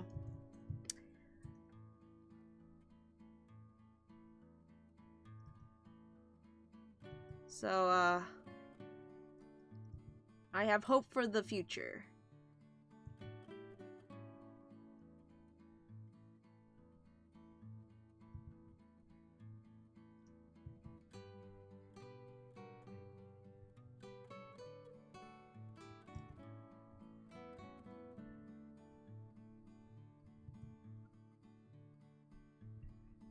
But thanks for dropping by, Virus. Sarah said you can't stay, but always good to see ya.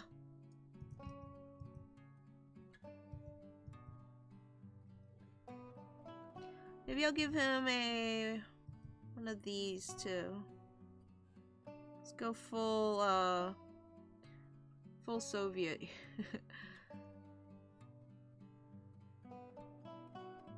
He's the medic. Let's just say that.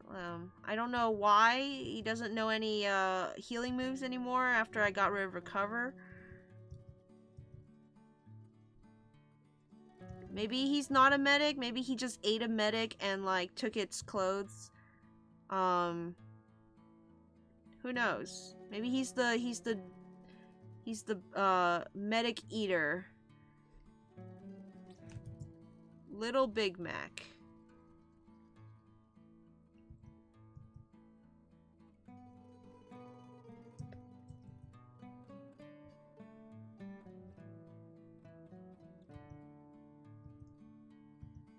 So I've signed up for a new project, which may have been folly on my part, but it just sounded so much fun. I was contacted by someone saying they're doing this Pokemon D&D thing where they're making little character sheets for each Pokemon, and they're going around asking people to help draw art for it. And I was like, yeah, okay, I'll do a couple of that. That sounds like fun. I think I can knock at least, you know, 1 or 2 pages out on stream. It'll be a fun you know, thing I can do for the stream if I don't want to do a family that week, or if we just want to, you know, mix things up a bit. Sounds like fun. There's no deadline really. So I can do it, like, it's low priority. I can do it after I've, you know, finished my pages and such. Which is good. But yeah, it's basically, you get assigned a Pokemon, and you pick a D&D, class for it. And then you draw it as that class. And there's like, there's some, stipulations, like you have to have it with, a certain number of items on, depicted on. And such and such. Sounds like a lot of fun. I like anthropomorphizing things, and D&D classes are a lot of fun. It's a fun jumping off point. So yeah, I think later this month, if I have time, might be doing one of those. If you have any suggestions on class, my first assignment is the Lotad line. So essentially what it is you get assigned a Pokemon family, ironically. And not ironically, that's not the right term. People use the word ironically for everything, but it's not ironic. It's just coincidentally. I don't know how I want to do his back. It's a comic? Cool. Your last Nuzlocke comic was amazing. Thank you, Virus! Very big thank you. Pokemon has a manga. Pokemon Adventures.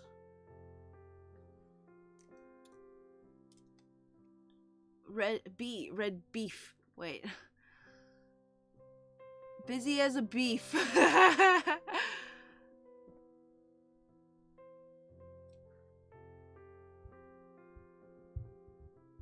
Although Satoshi is just Red's original name. And they're all just different versions of Red, so... That's a good point, Mouse. It's not a yes or no, because nothing is canon until you have drawn it. That's definitely the case for me. I have plans for my comic, but I don't know if any of them are gonna actually happen until it actually happens. And that's just how it goes. But yeah, I got the Lotad family. So every page requires two character arts per stage. So Lotad will get 2, Lombre will get 2, and Ludicolo will get 2. And they each have to be a different class. So I think that's how it is. That's how I understand it. So far, I only read the document like once,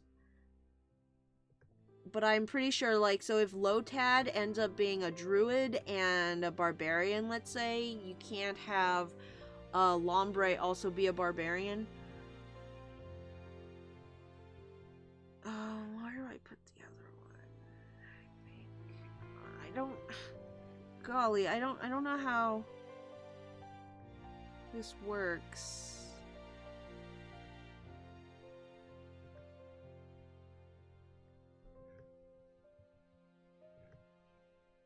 I think it's like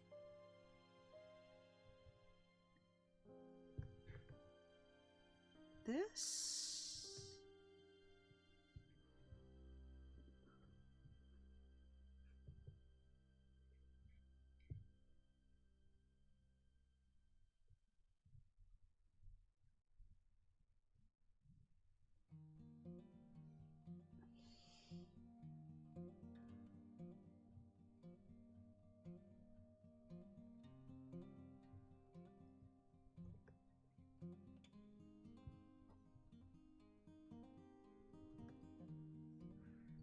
I don't know why it's such a strange angle. Let me fix that.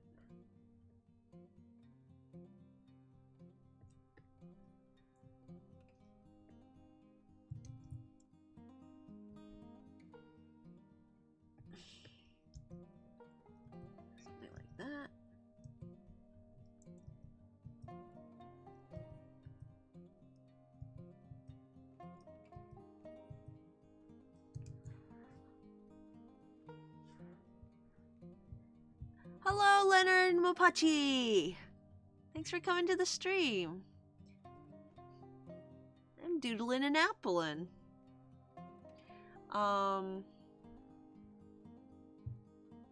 Apple friend. Let's see. Class? Pokemon? Pokemon has a number of manga. What are we doing? A Team Fortress 2 lineup? If so, then for Soldier, I pick Garchomp. For Heavy, no, not Team Fortress lineup. Like D&D. Though those are some really good picks. I like them. That made me remember a dropped idea I had for a Nuzlocke long ago. What idea would that be? Making an Emerald Run in the comic style like Hanna-Barbera Caveman, with the Pokemon talking and the humans being dead, stupid, kind of like Flintstones. Well, on one hand, I'm glad you dropped that. Be nice, Watcher Zigzagoon.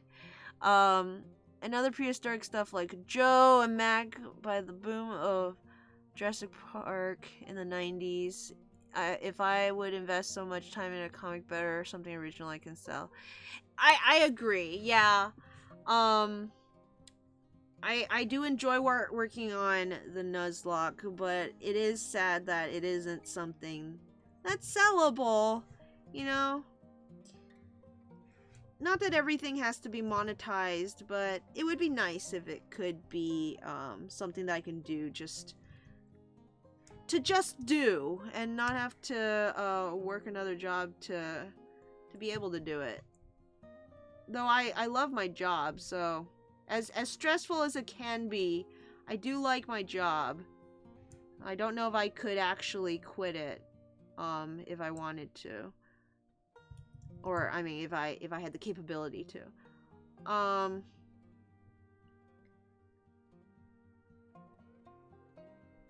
Yeah, it's midterm season in college, at my college at least, and so since I work on the college, all the students are getting their, you know, prints in for their midterm assignments, and today was quite busy. I was on my feet almost all day, and I am doggone tired.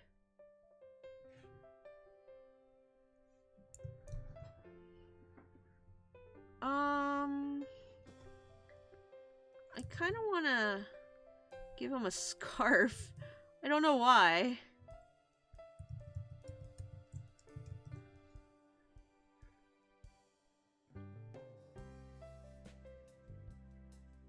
What kind of medic goes around without anything to carry their supplies in? I feel like I should need to give him something, but I don't want to put a bag on him. Maybe I can put a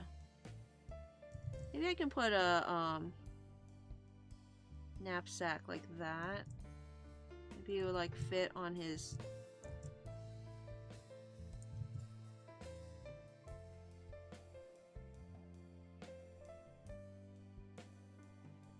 neck right there.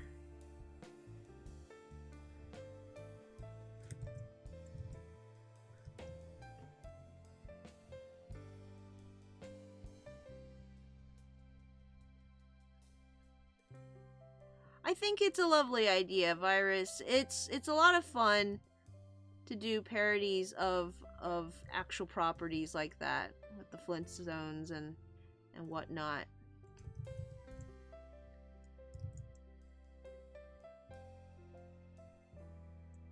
I was, you know, way back when, before I even heard about what Nuzlocks were, I had a dream of creating a Neopets comic based entirely on the Wind Waker.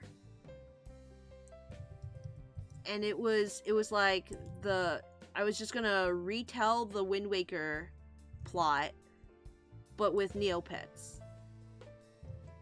And like Link was a Zafara, and his sister Ariel was a Psy Bunny, and Tetra was one of those goat things, the Ixie, I think they're called.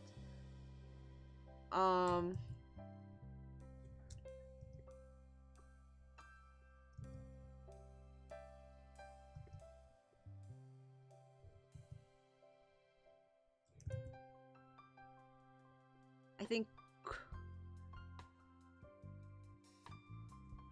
Makar was one of those, I forget what they're called, but they like look like this.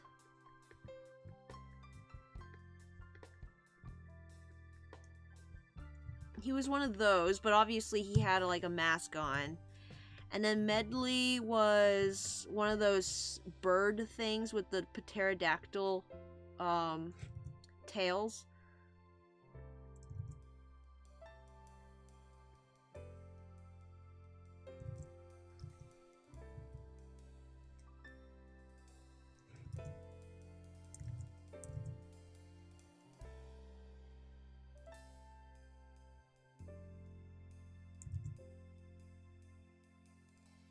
Wind Waker had a really good story.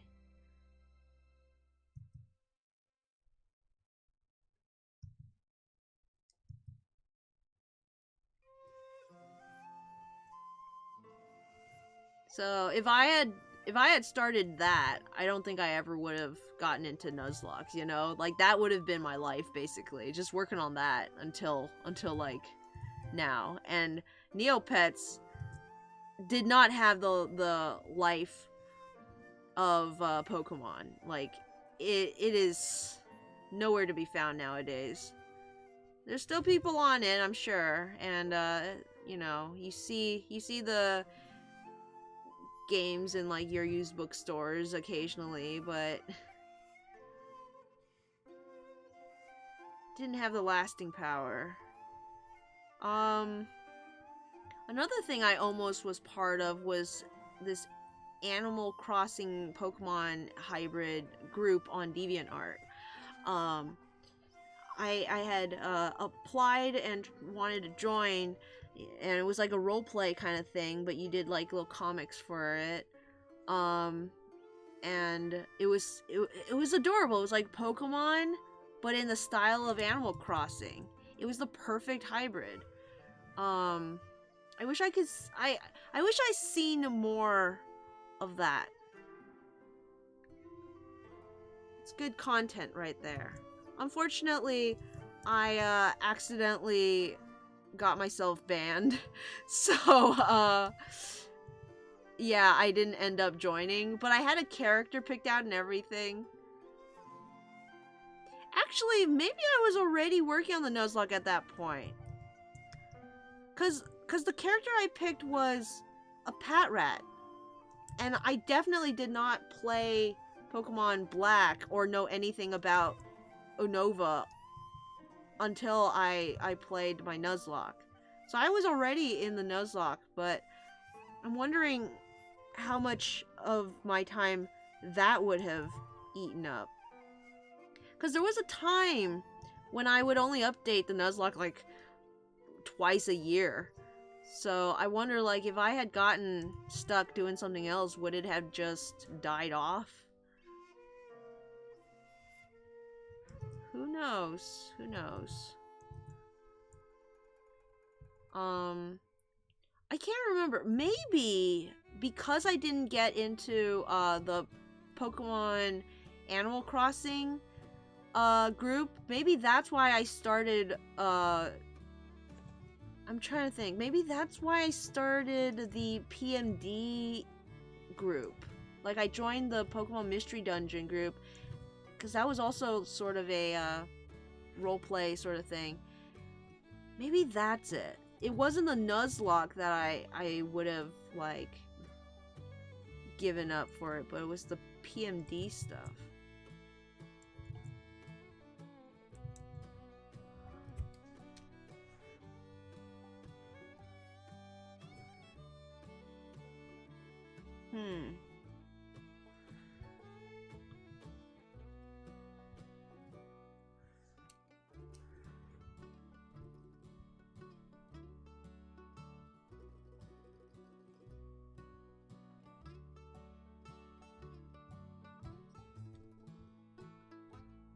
Land Before Time would have been good too. I love the Land Before Time sequels. I don't know if I'm a majority or a minority in that opinion, but Land Before Time had some good sequels. I loved them so much. The songs still stick with me. I listen to them. Anyone notice how the Nuzforums Twitch channel doesn't have any of its older stream videos anymore? They probably didn't highlight them.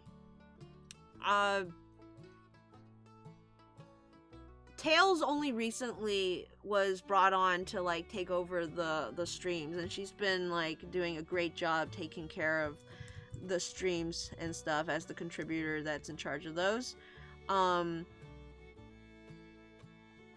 So it's possible that they just didn't, they either didn't know to, or they didn't want to save old streams. I know me and Tails didn't know to do that for the longest time when we started streaming. This is my Appleton. For the for these doodles, I like to just color them all in with this lighter color, and then I add certain parts darker as sort of a pop, an accent color, if you will. Oops. Just a two-tone doodle. Keep it simple, nice and simple.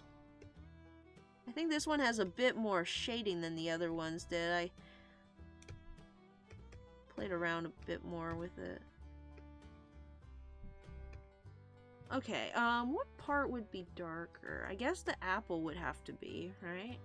Let's just make this part also. And,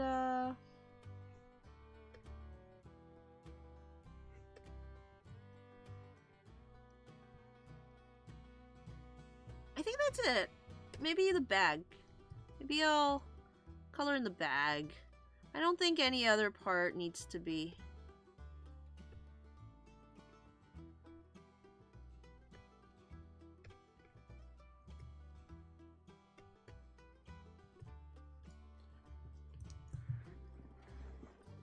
Little boy! Just realized this part needs to go all the way up. That took longer than I thought. I want to draw Slappy. Slappy is a Greedent.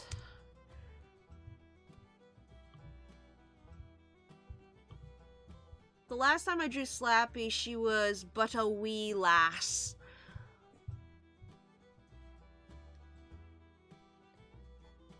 Let's see. I still wish there were Pokemon characters in Animal Crossing. Not surprised there are none. Game Freak doesn't seem to like to play with others. It's sad. They need to open the gates. For the first time in forever. But one can dream. I was part many years ago of a role-playing group on DA of Pokemon Gajinkas based on PMD for Spanish-speaking artists. It was really fun and met great friends. It's a lot of fun to be able to draw, make characters and stories with a whole community like that. It was a lot of fun when I was doing mine. Chikorita Ranger! That sounds fun! Something about this guy feels off. I have fond memories of that. Wheeler says, I love the Land Before Time sequels. Virus says, I has like 15 sequels? Mood. I kind of wanted to make a PMD comic with Corphish and Poliwag, but never ended up doing it. Either way, it is unfortunate. More like Apple Sun. Carry on my Apple Sun. There'll be peace when you are done. Land Before Time sequels make no sense since the characters in the first one clearly died. But they retconned that, remember? They like didn't put that part in because it was too sad or whatever.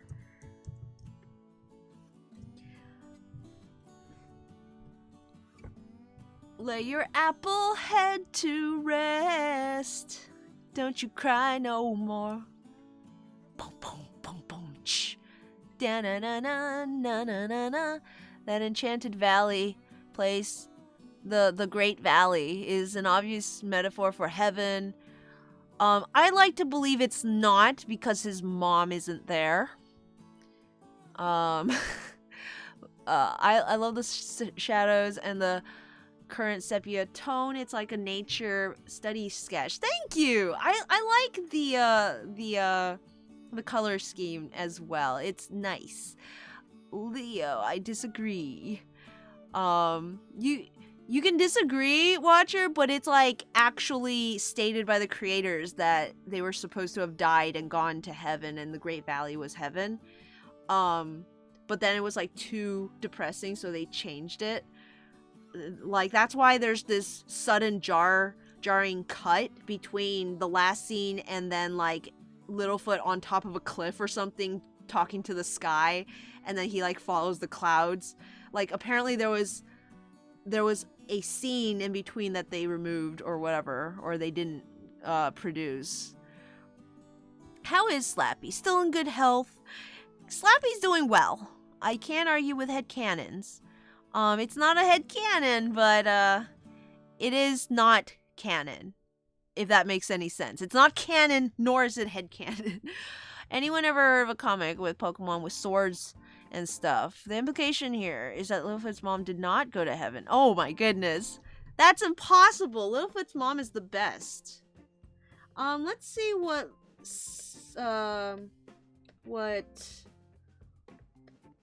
old Slappy looks like. When was the last time I drew Slappy? Here? No. Here? No. Here? There she is. There's old Slappy. Slappy Joe. She has my second outfit on with the cap and the sweater and the stripes. But I think we need to upgrade Slappy to some suspenders.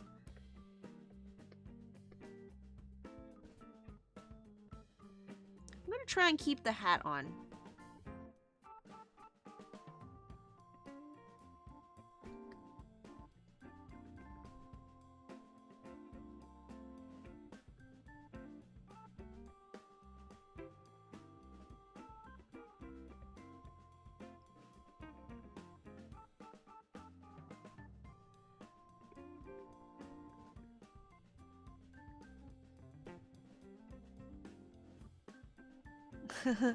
Just made my mood bittersweet.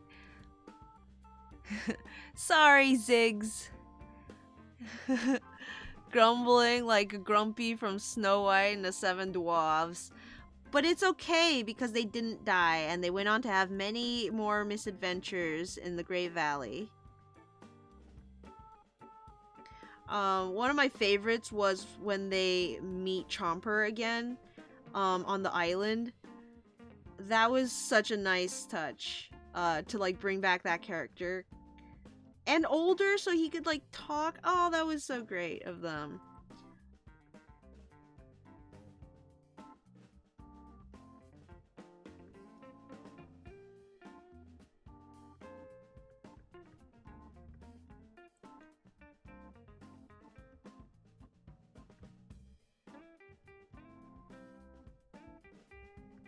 If I do enamel pens, I bet Pokemon Berry enamel pens would be fun.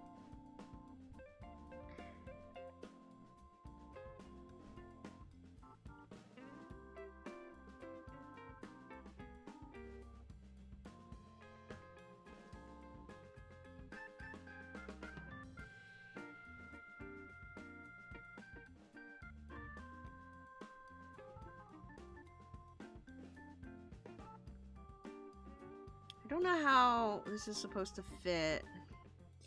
I drew the hat first, like a fool. When I should have drawn... Let me start over. I should have drawn the body first.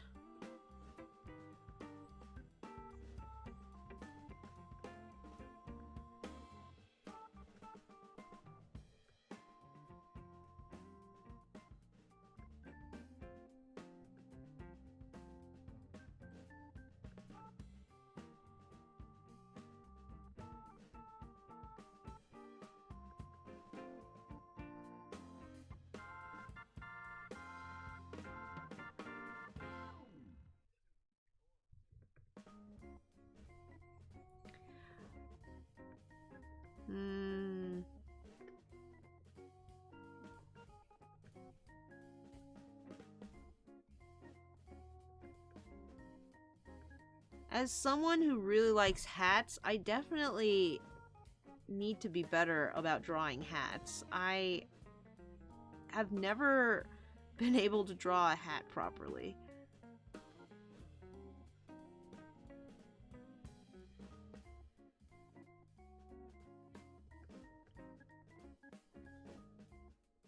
Maybe her cheeks are just so big that the hat comes all the way down to the cheeks and you don't even see the top of her head.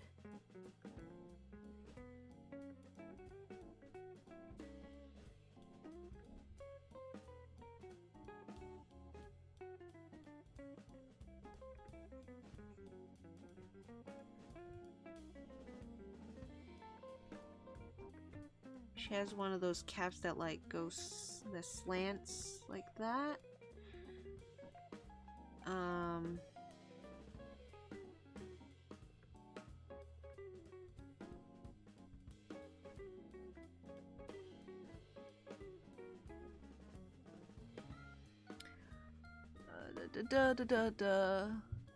Someday rank the movies from worst to... That was number 5.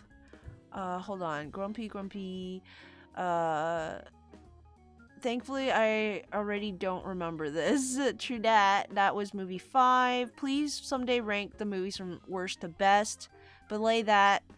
I'd rather not get fussy. How about we change the subject? Before obtaining Star Wars, what was the darkest thing Disney ever did? By thing, I mean series. By series, I mean movie or something. The Black Cauldron and the Hunchback of Notre Dame, I think. My answer is definitely Pirates of the Caribbean. Also, Disney has made a lot of live-action movies because think cursing, mature themes, frightening images, violence too. Not just comedic violence, I mean actual violence. Yeah, you get a lot of cutthroat violence in that movie. A lot of people literally get their throats cut. You get the skeletons and stuff. Pirates of the Caribbean, the first one at least, was a really good movie. I think it's probably one of my favorite movies of all time. If I had to make a list, you know?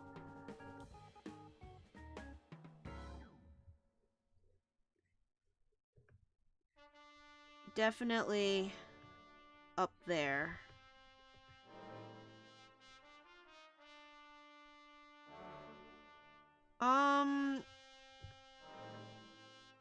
Pinocchio was pretty dark, I think. Disney's been pretty dark since the beginning.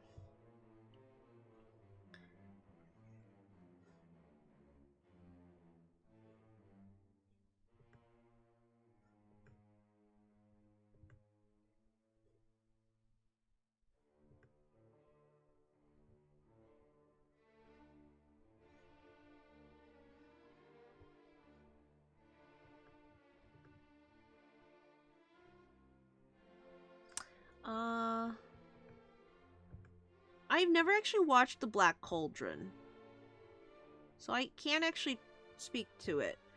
I'm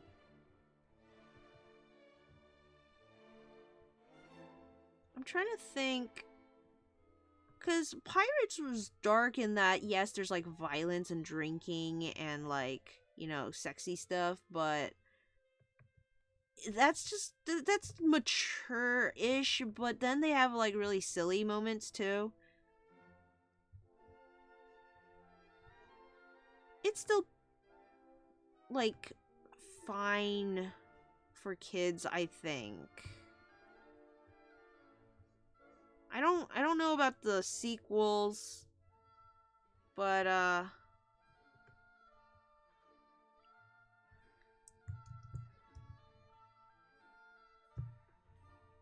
I'm most likely being biased, of course, because it is one of my favorite movies. Not saying that my favorite movie couldn't be dark, just saying I don't see it as, you know?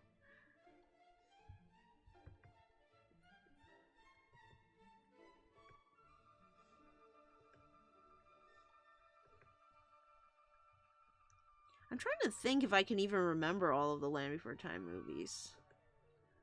I love making lists. Lists are awesome, but when I'm making a list, I do need to, like, have the options in front of me.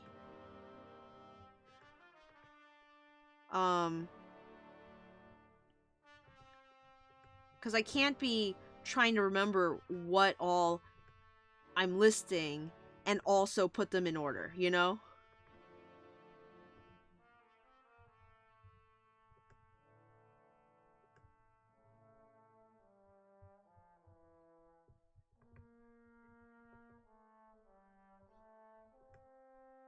Okay, I don't really know how suspenders work actually. I'm realizing that right now as I'm trying to draw suspenders. So forgive me if this doesn't look right.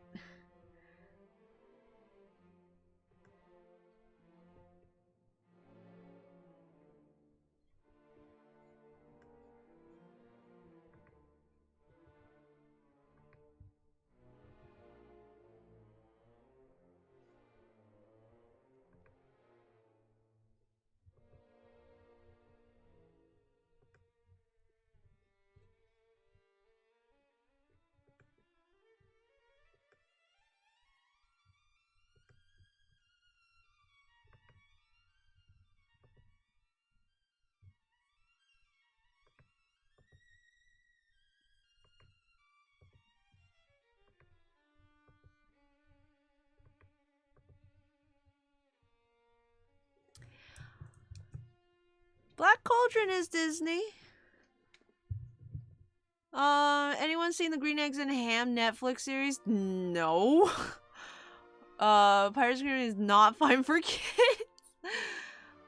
I thought I watched it as a kid. I don't remember when I saw it, but I thought I was a kid. Maybe like older kids, you know? It's fine. I mean, it's not explicit, you know? But it's not so much mature either in that it's like maybe it's got more adult content. I don't know. It's not even that violent in my opinion. Not the first one at least. I'm redoing the body. I need to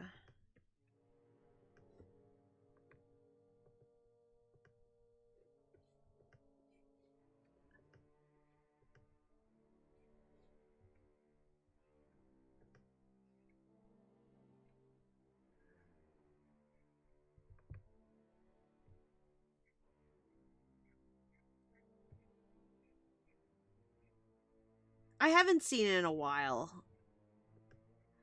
But the I feel like the scariest part, it's kind of scary, but the scariest part is just the skeletons, and even then they act kind of goofy.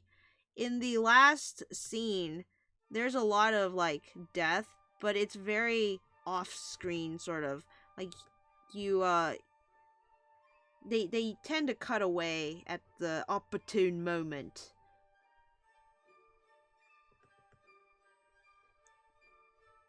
It's like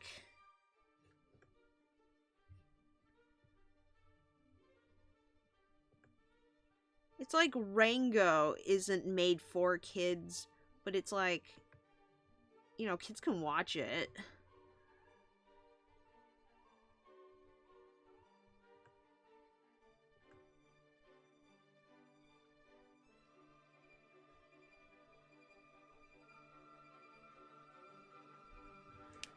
don't know what's wrong with this squirrel, but I'm having a lot of trouble with her pose. Like, I'm trying to make her lean a little more, like, lean back a little more. I want her to have more of a, like a...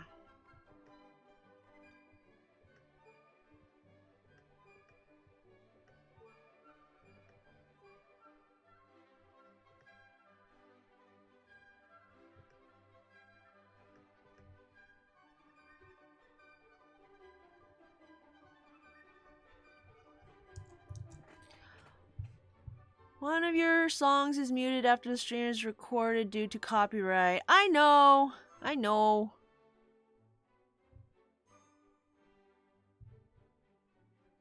This time, I think you might be legit. That's a weird thing to have as a hobby. Me too. Oh, by the way, Zero, one of your streams is muted. Stance on it is if it exists on Kids World, then they can handle it. Kids know what cigarettes and alcohol and violence are, but maybe things like sex and drugs are not easy for them to understand, so that's the parents' job to explain it, not a movie. Rango isn't meant for kids. Like, it wasn't written for kids, you know? It's like written with a more adult audience in mind. But kids can certainly watch it. Lots of old and foreign cartoons have adult characters drinking, smoking, even cursing. That's not a big deal. Hi, Mimi guy. In America, it is. It's a cultural thing. New Pogodi is amazing because of that. Amazing to watch. I haven't seen that one. I think maybe the proportions are off.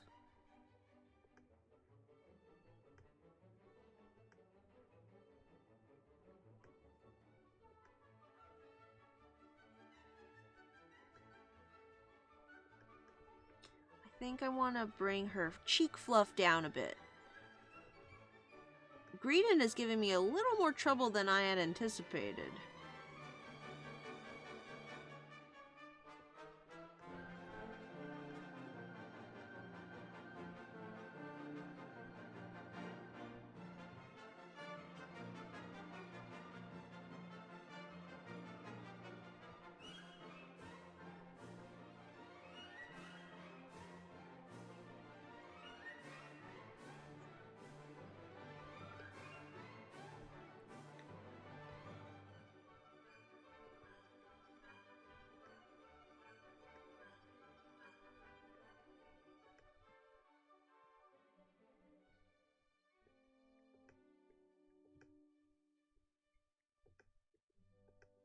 And, well, let's see if I can remember, if I can even remember the different Land Before Time movies, shall we?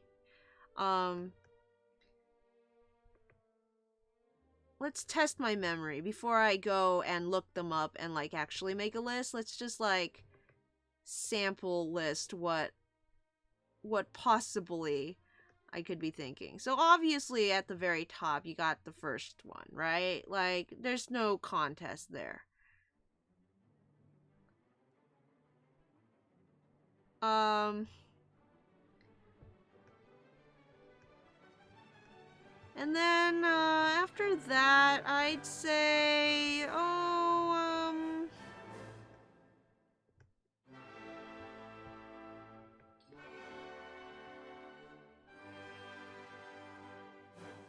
so the first few, the Chomper one, you know, the one with the egg nappers and they find the baby and there's a volcano or something. That one, the Time of Great Giving or something with the bullies and the drought. And there was one more.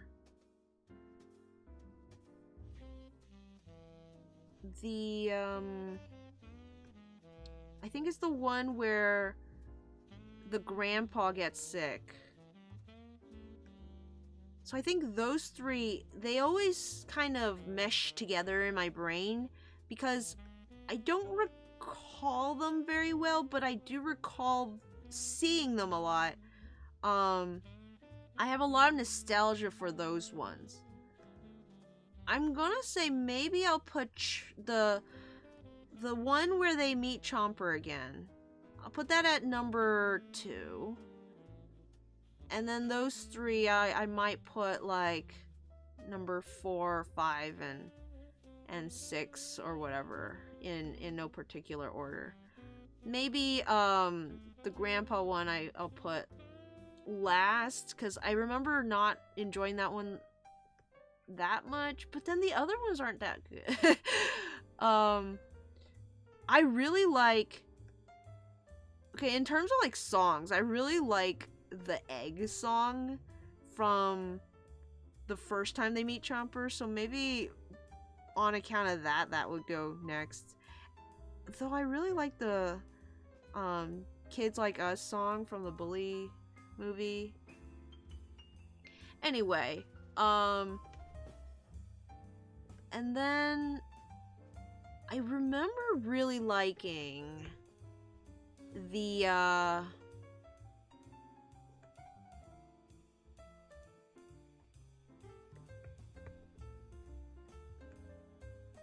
what's it called?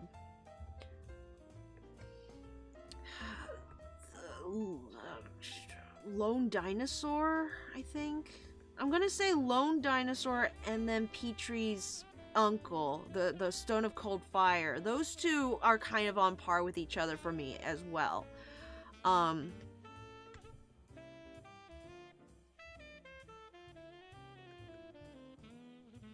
Great songs, fun premise, but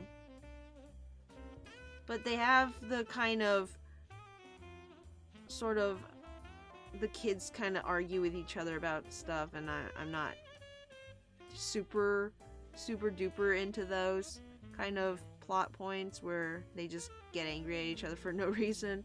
I think Petrie like was all like boo-hoo because his uncle was evil. It turns out the Cold Fire one had some fun elements though, with like the aliens and the past, like getting to revisit the past with the adults, because you never get to like hear about what happened to them after we leave them in the first movie. And I like it when they sort of retcon in little histories like that. So that was fun. I'm gonna throw in along with them the one with the old guy with Ducky and Spike, but I'm gonna put that after them because I never quite liked how annoying Ducky got in that movie.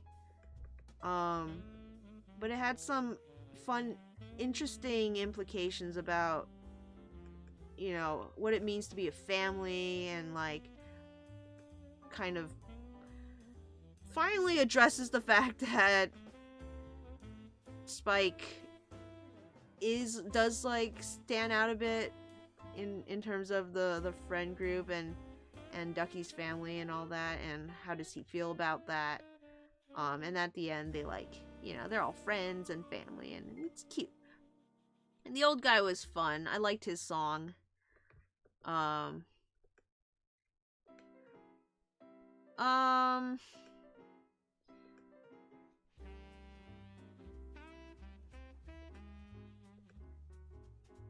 me think. I think those are all the good ones. I'm trying to think if I've missed any.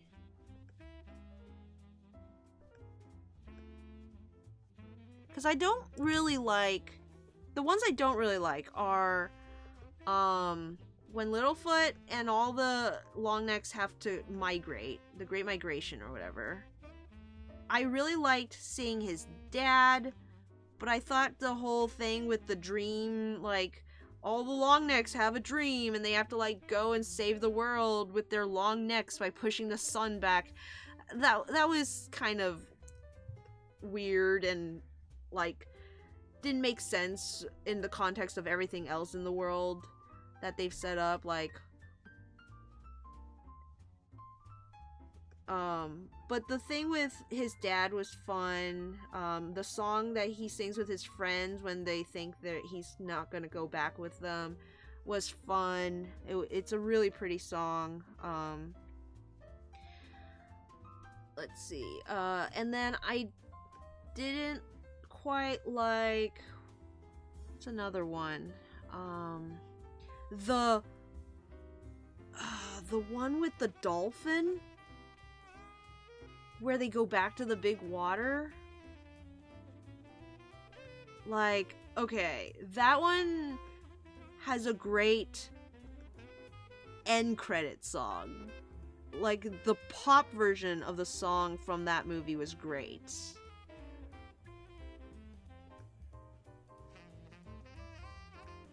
But,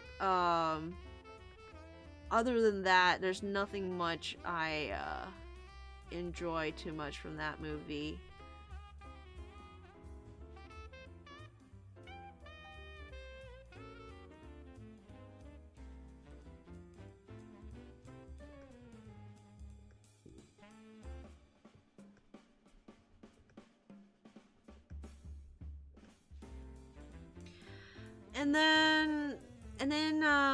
I think that's all the movies. And then you got the ones that I didn't see, namely the Time of the Great Flyers and the one where the like friendship dinosaurs are like, you know, with the weird feathers are like jumping around.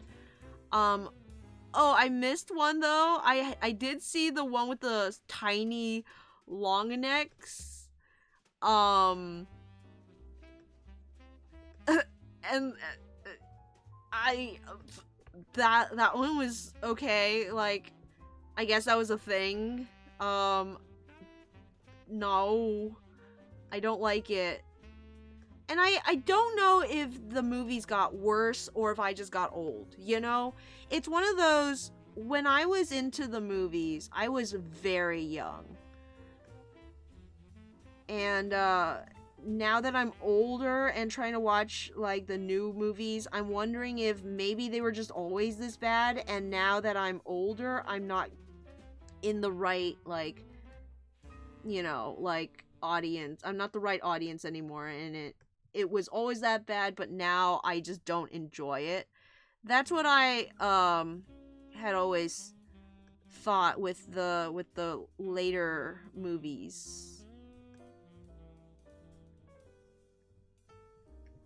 Because all the way up to, I forget which one came last, whether it was the Lone Dinosaur or the Stone of Cold Fire, but I still liked those ones.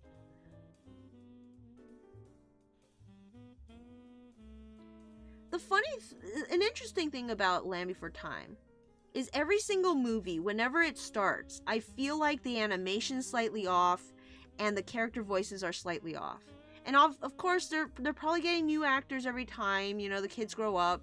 The animation is like, you know, not the highest budget stuff. But I always start the movies going, ugh, it doesn't look right. It doesn't sound right. And then by the end, it's fine. It's like, oh, that sounds like Sarah. That sounds like Petrie now. It like they're themselves. They don't look weird either.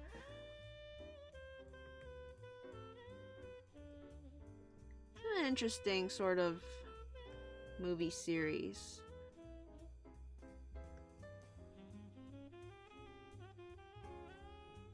Was there one that I missed? Let me know.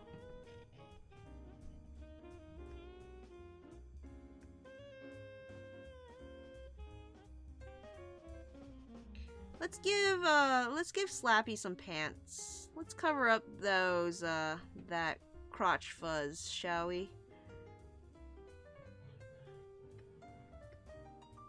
As long as Pokemon continues to give their Pokemon crotch fuzz, I will continue to give them pants.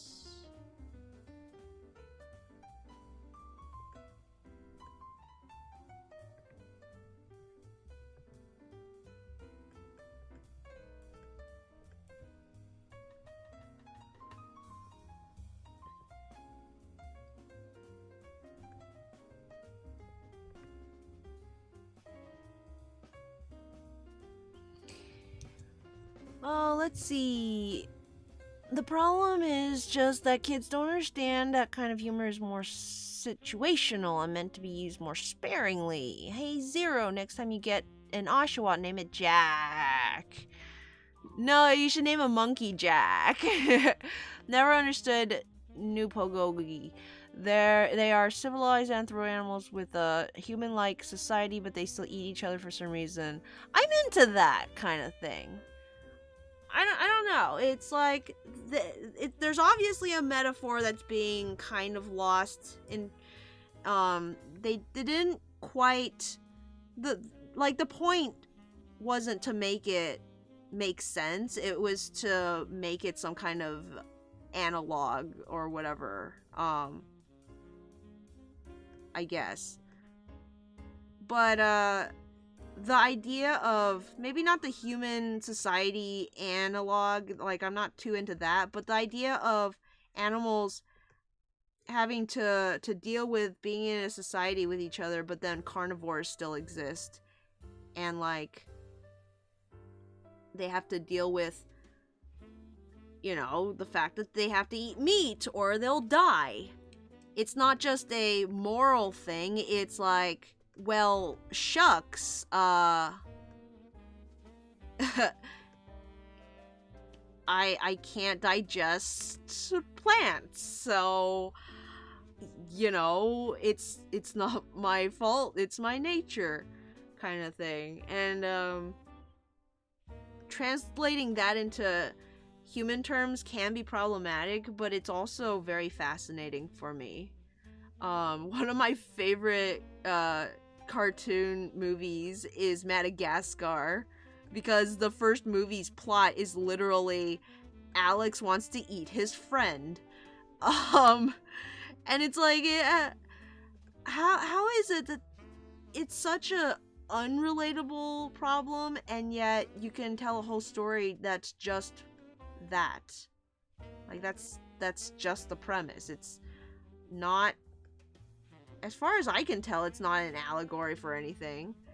But then again, I'm not very good at catching symbolism unless it's like spelt out for me. So maybe I'm not the best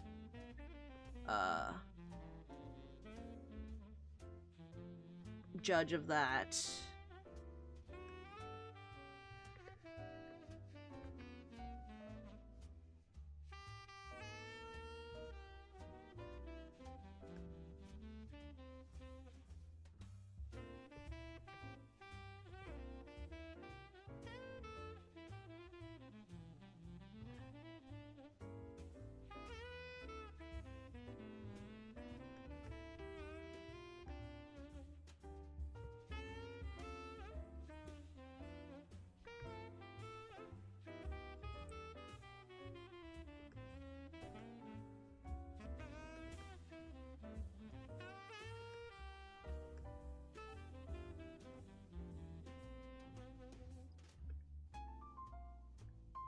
Just color the whole thing, why not? Why not? Why leave some of it out?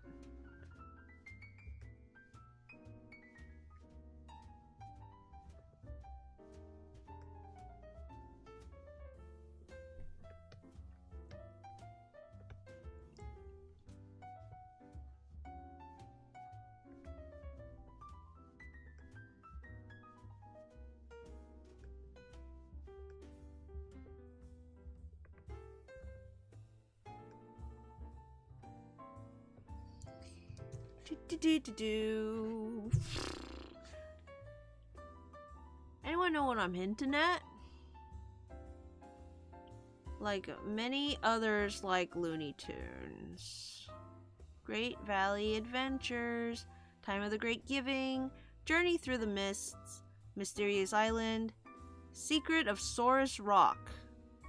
Drawing a blank after the 6th one. Did you mention yeah, that one. Even though I have the 7th one. I think the 7th one is probably the snowy one. I've seen the 8th, 9th, and 10th ones. Also drawing a blank after 6, mainly because I owned 1 through 5. Anything after 10 I've not seen. How do you call in English when you watch a show in like one sit or many episodes in a short time? Is there a word for it? It's called binging. The one where the grandpa got sick used to be my sister's favorite. I haven't seen that one in a long time. I wanna think. I wonder if I revisit it, if it reads differently now, or like how I would like it. I do remember that was like one of the most stressful ones, I guess, because I didn't want Grandpa to die. I felt really bad.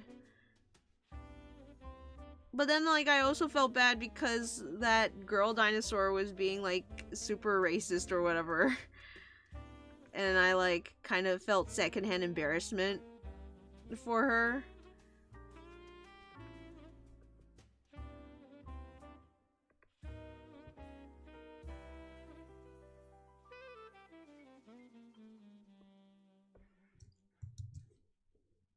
Binge watching. Although I think it's because it had a girl kid long neck. That's fair. Sarah was always my favorite character, so anytime she's around, I'm happy. Lone Dinosaur. The Lone Dinosaur. Last week binge watched Death Note. Did you like it? I've heard good things about Death Note, though I haven't watched it. I've read the whole thing. It was alright. I actually really liked Nier. I think he's a great character. I wasn't upset at all that he replaced, and him and Mello were interesting. It was about time for a shift, you know? Was Stone of Cold Fire 7? I can't remember if Stone of Cold Fire was 7 or if the one with the snow. I just call it the snow one because it snows later and like and they're like all cold and stuff. Big water. Yeah, I think so. That in the show. They brought it back a little bit in the dolphin one. Never watched it before, not my style. Dark seinen engaging. No. Death Note is shonen actually. It was in Shonen Jump, I think, or one of those shonen magazines. Virus says good music and character designs. The Solar Eclipse one, The Great Flood. So it wasn't the show. I never watched the show. Any memory I have of Land Before Time, it wouldn't have come from the show because I never watched it. Never seen Land Before Time. Think this conversation is discouraging me from doing so. Why? It's so good. But of course, it was good when I was a kid. Probably the one that came out like 3 years ago. It's like the first, but I don't think I'd watch. I like the first, but I don't think I'll watch any other. Mimi Guy, I think you ought to at least try. Like, if you end up having to watch kids, or like if you end up having kids, I think they're a nice thing to watch with your kids. But like, if you've become an adult, I don't know if I would, like, if you don't have the capacity to enjoy children's media, I would say maybe not a hard sell, but I would say I still enjoy them. I look back fondly on them, and I still listen to the music, even though it's sung by like kids and they're always slightly offbeat from each other, and like someone seems to be out of tune, you know? Like, I still really, really enjoy it. I should rank the songs, I think. I would love to do that if anyone is interested in my opinions on that.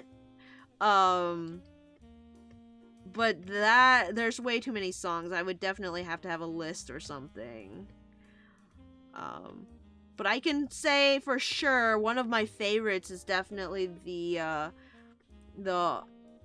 Always There song they sing in when they're on the island, the mysterious island. they sing about their parents. I also like the Lone Dinosaur song a lot. But then again, I do enjoy that kind of music.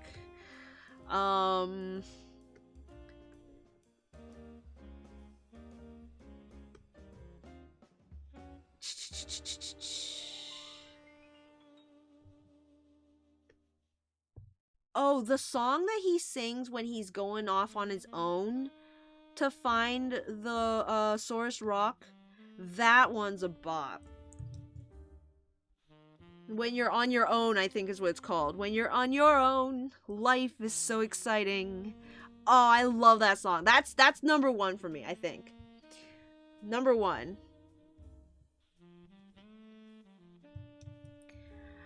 Alright, do we have time for one more? I don't think so. So if anyone wants to drop a Pokemon in the chat, no theme this time, just whatever Pokemon you want. Preferably not a Galar Pokemon, since I'm pretty sure I haven't seen any, like, all of them yet. But if you have been watching the Poke streams that I've been doing, the Shield streams, you can list one that I have seen.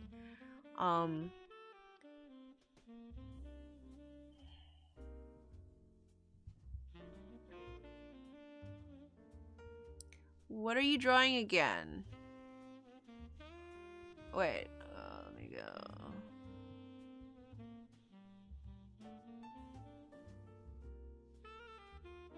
I think you at least try Tiny Long Necks, the last one for like 10 years. Basically killed the series. Yeah, I'm guessing that as we grow older, we just get burnt out on the things we used to enjoy. Kids aren't as cultured as other audience. They often lack the comparison point when it comes to quality. I got distracted drawing Slappy. Wouldn't even be able to name all the ones you named. Well, there's the voice actress who tragically got murdered. She also played a role in All Dogs Go to Heaven. All Dogs was great. I like the songs in All Dogs too. People complain that Charlie can't sing, but like I like the way he sings. Oh. Slappy is a Greedent from Pokemon Sword and Shield. If I'm remembering right, you missed the newest two, maybe the Big Freeze. Big Freeze is the snow one. Yeah. Although, because berries aren't all Pokemon technically omnivorous or herbivores.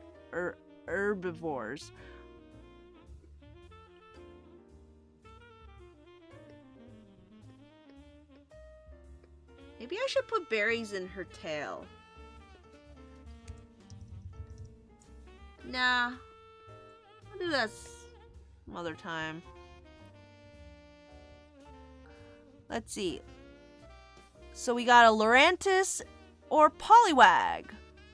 Poliwag or Corphish with Bandana. Leafeon. Butterfree.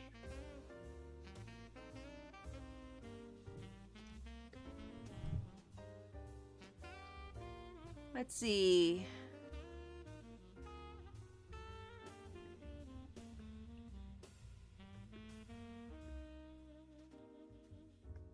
Let's just go down the list then. Because I'm pretty sure I can draw all of these Pokemon.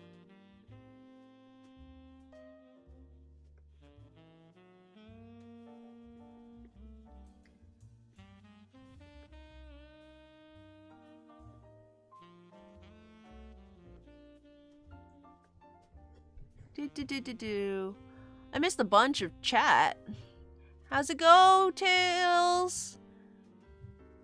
How's your homework going?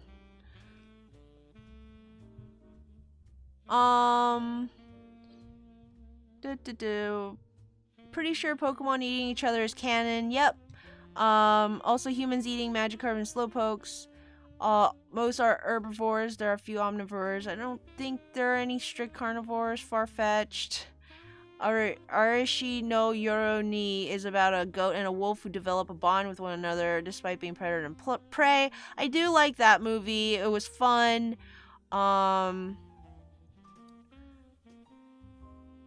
Their respective groups don't approve of this friendship. The anime has some guidelines like never show Pokemon eating each other, but in the games is canon. So the two of them flee from home. I really like the You Are Umasu dinosaur movie. That anime movie was fun. Also about, I think it was about a T-Rex that got rescued and raised by herbivores, and then he like runs away because he has to eat meat. Pokemon eat each other is absolutely can, and also they can all eat berries. Yoromasu. Oh, there you go. Yeah. One of my favorite movies ever, also about animals representing the need to eat and with dinosaurs. And it's like despite the simple style and maybe because of it, it's like gorgeous. The animation is so smooth, it's so nice to look at, and the backgrounds are amazing. It does the like simple style, the simple character design with a realistic-ish background so much better than The Good Dinosaur did. Though I didn't mind it so much in The Good Dinosaur. A lot of people complain about it. I personally enjoy style dissonance when like the styles don't quite mash up. If you make them like seem to exist in the same place well enough, I tend to enjoy that kind of stuff. So personally, the style didn't bother me, but a lot of people complain about The Good Dinosaur for that, and I don't hear many people complaining about Yoramasu in terms of that stuff.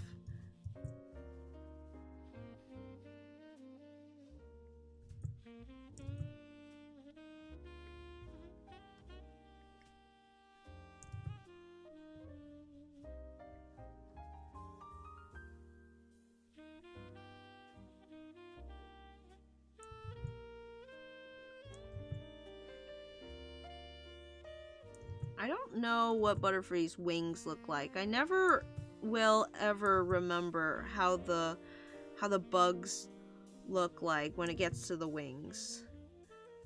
It's just one of those facts of life.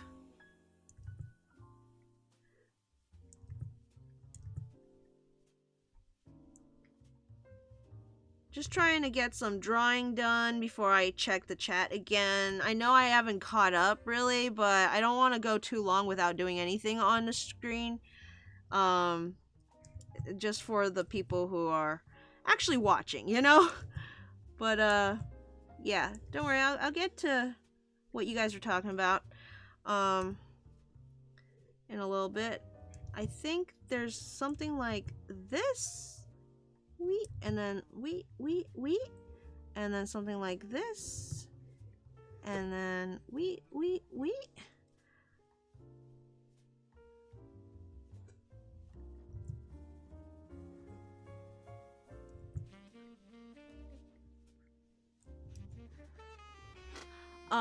I think there was a TV show. It was like a British TV show, like Animals of Farthing Woods.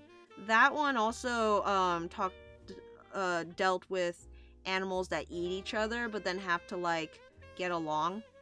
I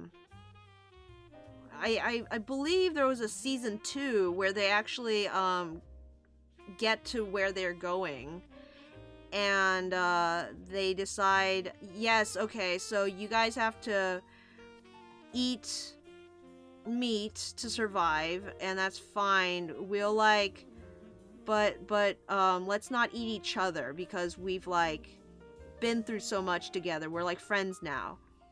But then later one of the birds, I think, accidentally kills one of the small animals because she didn't know until it was too late.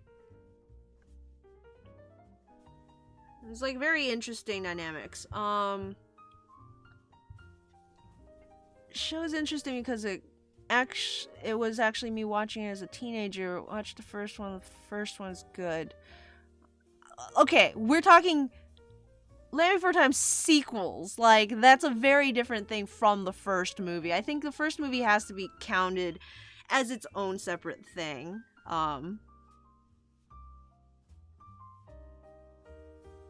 Did in fact still like it. The show? Oh boy, no thanks. I don't. You do. I don't actually take well to singing. I was wondering, especially kids singing. Although then again, because you had equally negative time when Zero suggested I sing all the Pokemon songs. There are some exceptions. Got me there. Butterfree. Yeah, I'm sorry, Watcher, but if you're gonna be on my stream, you're gonna have to put up with some singing, because I like singing. Singing is one of my favorite things to do. Even though I don't do it great, I enjoy it. I hate driving around with other people because I always feel self-conscious to sing.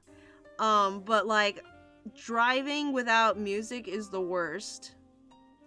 And I'll still have music on, but like if there's other people in the car, I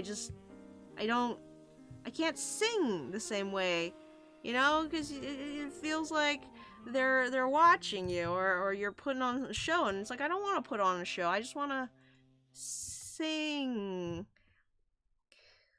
I think I saw a Leafeon. Leafeon's one of those I always forget what it looks like. I think the last time I forgot, but its ears kind of turn into leaves, but they're still ears. I made them like completely leaves, but they're more like they just end in leaves.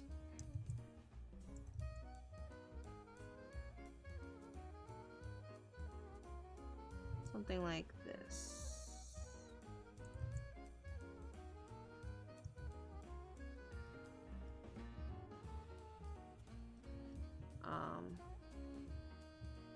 Leafeon actually is one of those Pokemon that I like until I have to draw it.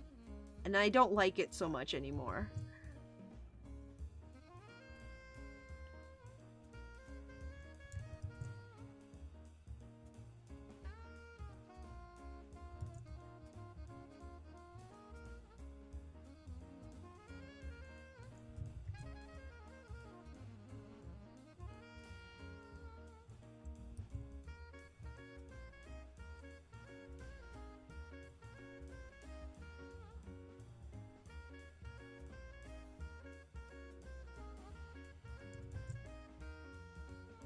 And that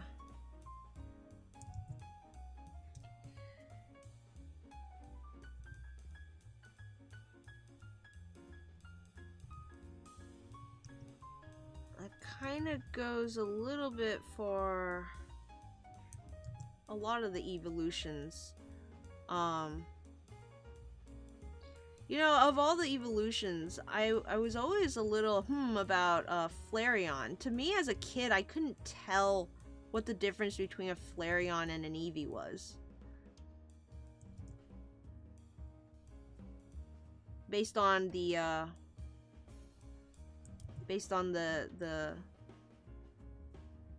images that I had to work off of.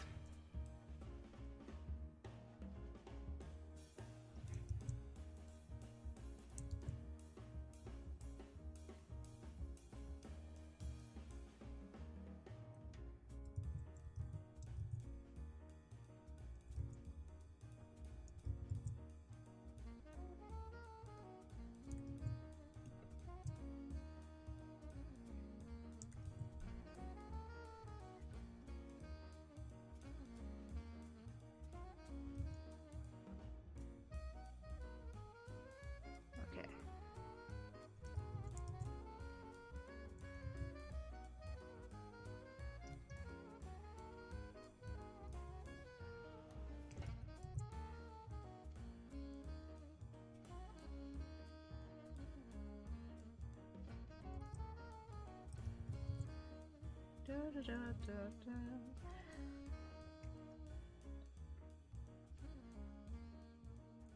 Though I wonder sometimes if, when in voice chat specifically, if there's some kind of delay in like the audio to the mic to audio, or mic to when I say something, if there's like a terrible delay till the other person hears me say it. Because whenever I try to sing along with someone else in voice chat, like either they always seem to be coming in like 3 seconds behind me, or they're like stuttering because perhaps they're hearing me 3 seconds behind them. So yeah, I'm not sure. I've not tested it. Perhaps at some point we ought to test that and see if there's some kind of delay. Because singing along with friends is nice, unless everyone is like on a different beat, and then no one can think of...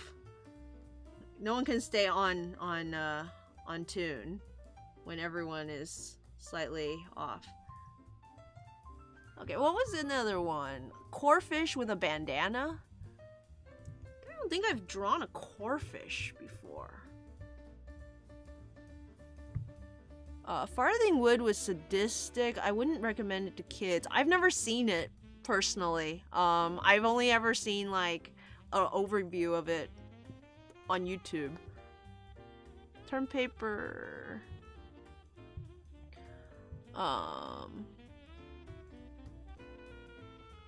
Pollywog Corfish.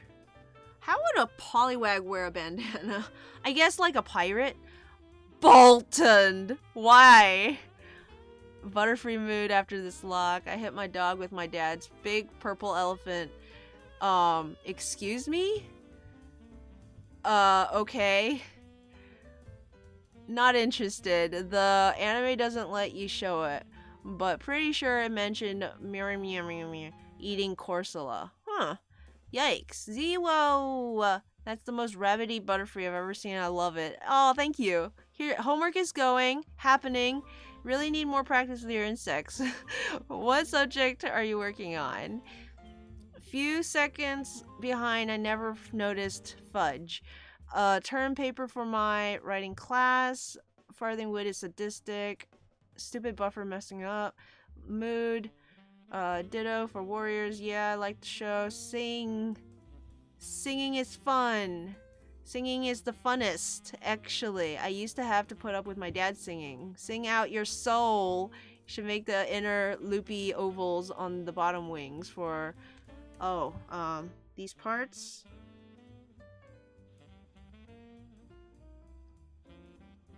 I have to cut them off like that because it's not connecting to the body.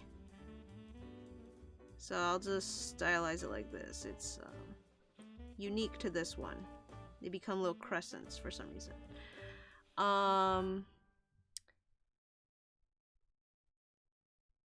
You didn't do it wrong. Just make it that'll just make it a girl. Oh! Do have to work on the morning around 10:30 now. Good night, everyone. Good night, Zigzagoon. Leafeon is good! YouTube, don't change my emotes, please, thanks. It is good. It's one of my favorites, but I don't like drawing it. It's not my fault. It's just difficult. I'm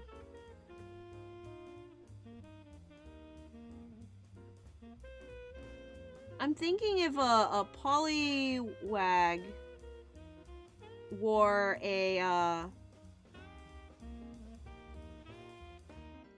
bandana, it would go on its head like this.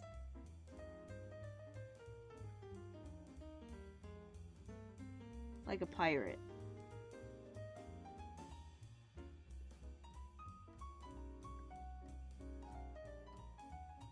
I don't know what direction the swirl goes in, so it's just whatever. Poliwag I associate with Hey You Pikachu. That game. The Hey You Pikachu game, where you had to like walk through the mist and find baby Poliwag or whatever. That was the worst. that game taught me the value of being independent. Independence is good. At the very beginning of the game, it shackles you with this Pikachu. Makes it so that you have to tell the Pikachu to do everything. And then eventually they give you the ability to walk away from the Pikachu, so you don't like have to stare at it all the time. Which is great. But you still had to get the Pikachu to do stuff for you. And then eventually it gives you this megaphone and the ability to pick things up, and then you're just home free. You don't need Pikachu at all at that point. I don't know what Corphish looks like, you guys. I'm just realizing that now.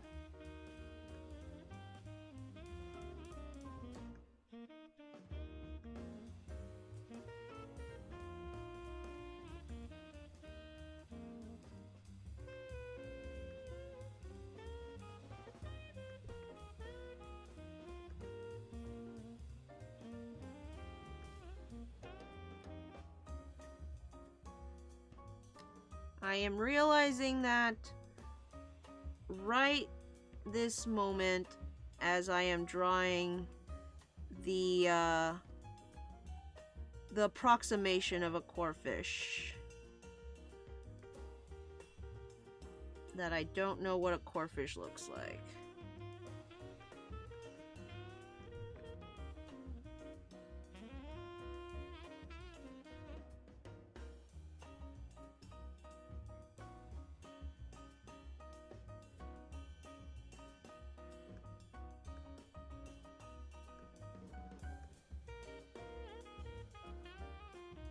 But there's my interpretation, my approximation, my celebration of what I think a Corphish looks like off the top of my head.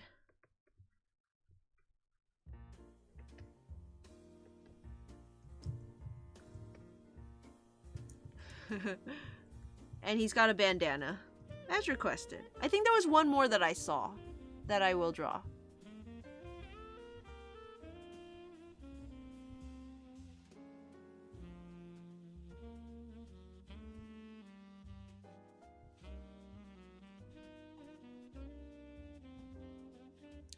Boltund. I don't want to draw a Lurantis, so I'm going to draw Boltund. Should I draw it with a reference? Should I give it a chance and draw it with a reference, or do I just make it up? I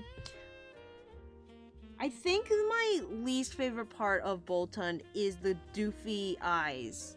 They just seem so out of place on that specific model for some reason. But I don't know, like, I don't honestly know what's wrong with Boltund, why it gets me so. Or why it doesn't get me, if that makes sense. Maybe it's the breed of dog. Maybe I'm just not into that breed, I don't know.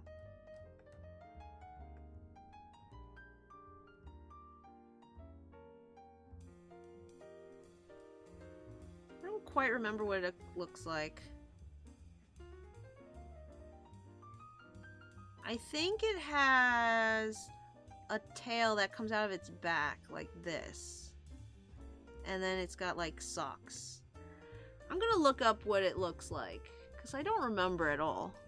Boltund.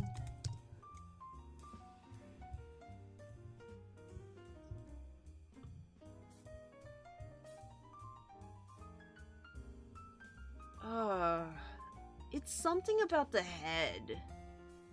And the feet. Oh my goodness.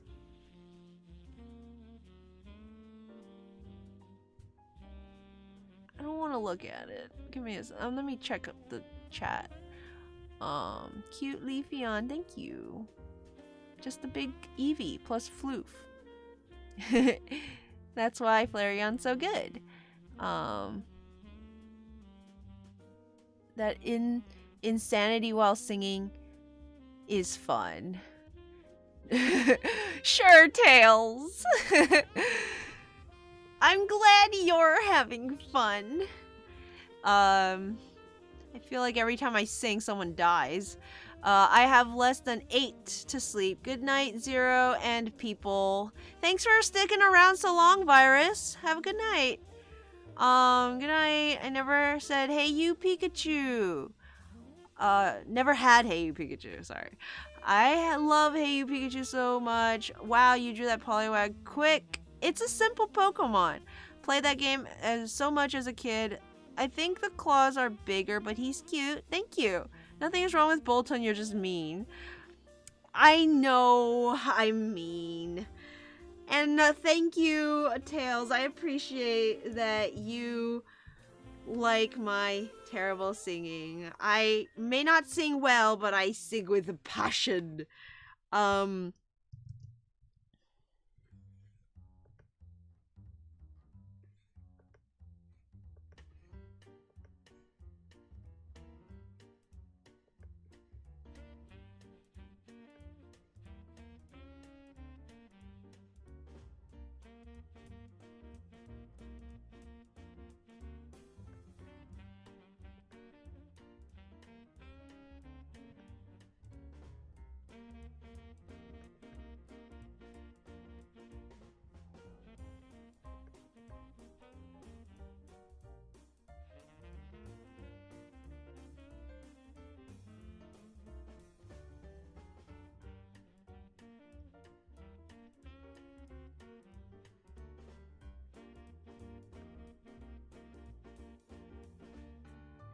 Look at these weird bat wing ears.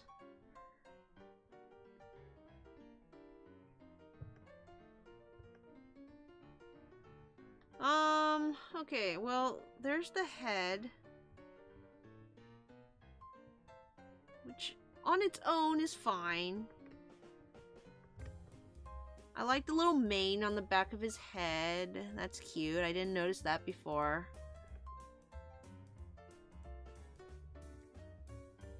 Bolton reminds me of how I used to draw wolves before I knew how to draw wolves.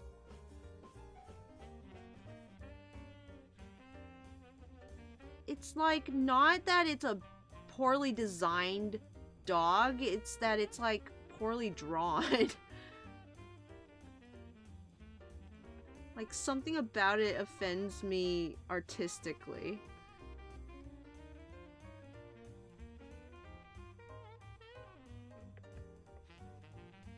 The design doesn't help much. I don't like the stuff on its butt. Though, if this looks very much like what Electrike should evolve into.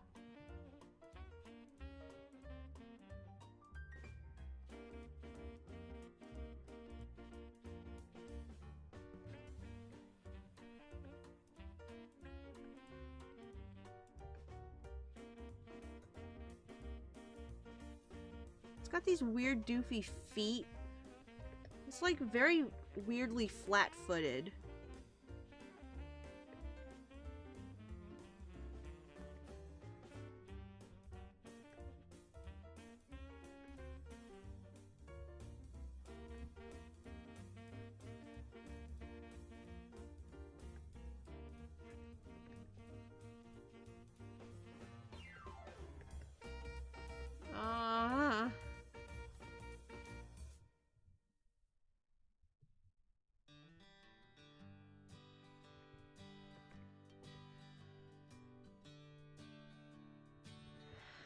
Oh my goodness. I think the back legs are a little too long. Let me move them up slightly. And that's Bolton. What a strange looking creature. Oh, you know what I want to do? I know we're just finished. My music has gone back, but I want to see if I can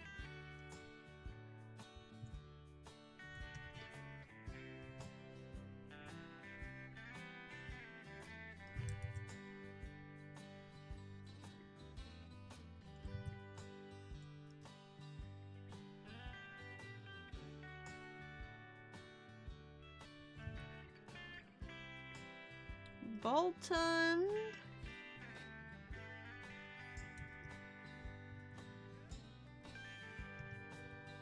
As an Animal Crossing character.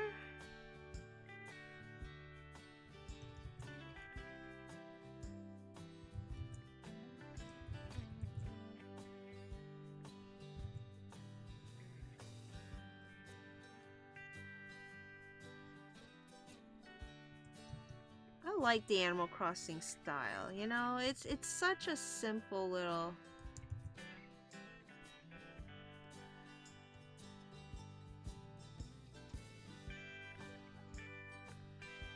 He would absolutely wear what's it called, the like those outfits that look like superhero clothes, and then you put them on and it makes the dun dun dun sound.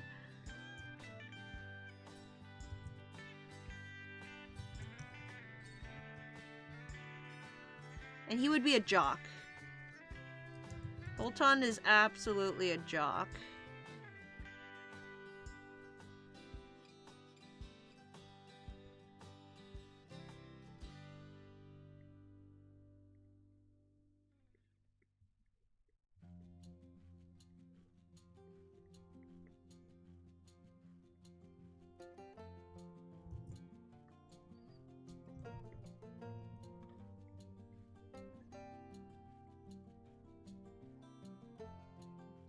Maybe that's a future stream. Maybe when Animal Crossing comes out, I'll draw some Pokemon in Animal Crossing style. That seems like fun. But, as for tonight, I just want to say thank you everyone for coming by, for hanging out with me. It's been a fun stream. And, I'm ready for bed. I don't know about you guys. Let me catch up on the chat real quick. Zero, no, that's not what I meant. I meant your horrible attempts at singing together on the Sunday streams. How rude. Like when we were all trying to sing Lion King 2, couldn't sync up. Missed the Corphish and Poliwag. Went for a snack and missed it. Oh, I'm sorry. Well, if you remind me next time, I'll pull it up again and I'll show you. Could it be the proportions and the way the colors split the body? Because not gonna lie, that's my issue with it. It's absolutely, I think, something about the proportions. I feel like I could like the colors and even like the way it splits if it weren't for the fact that the head feels so weird and like the paws are so weirdly big and flat and like doofy. I don't know. It's the mix between cartoony and realistic. Usually I'm into it, but I don't know. Something about Bolton puts me off. Excited about the Ash Pikachu drawn all comic. OMG. But yeah, thanks everyone. I hope you have a good night. Ta-ta.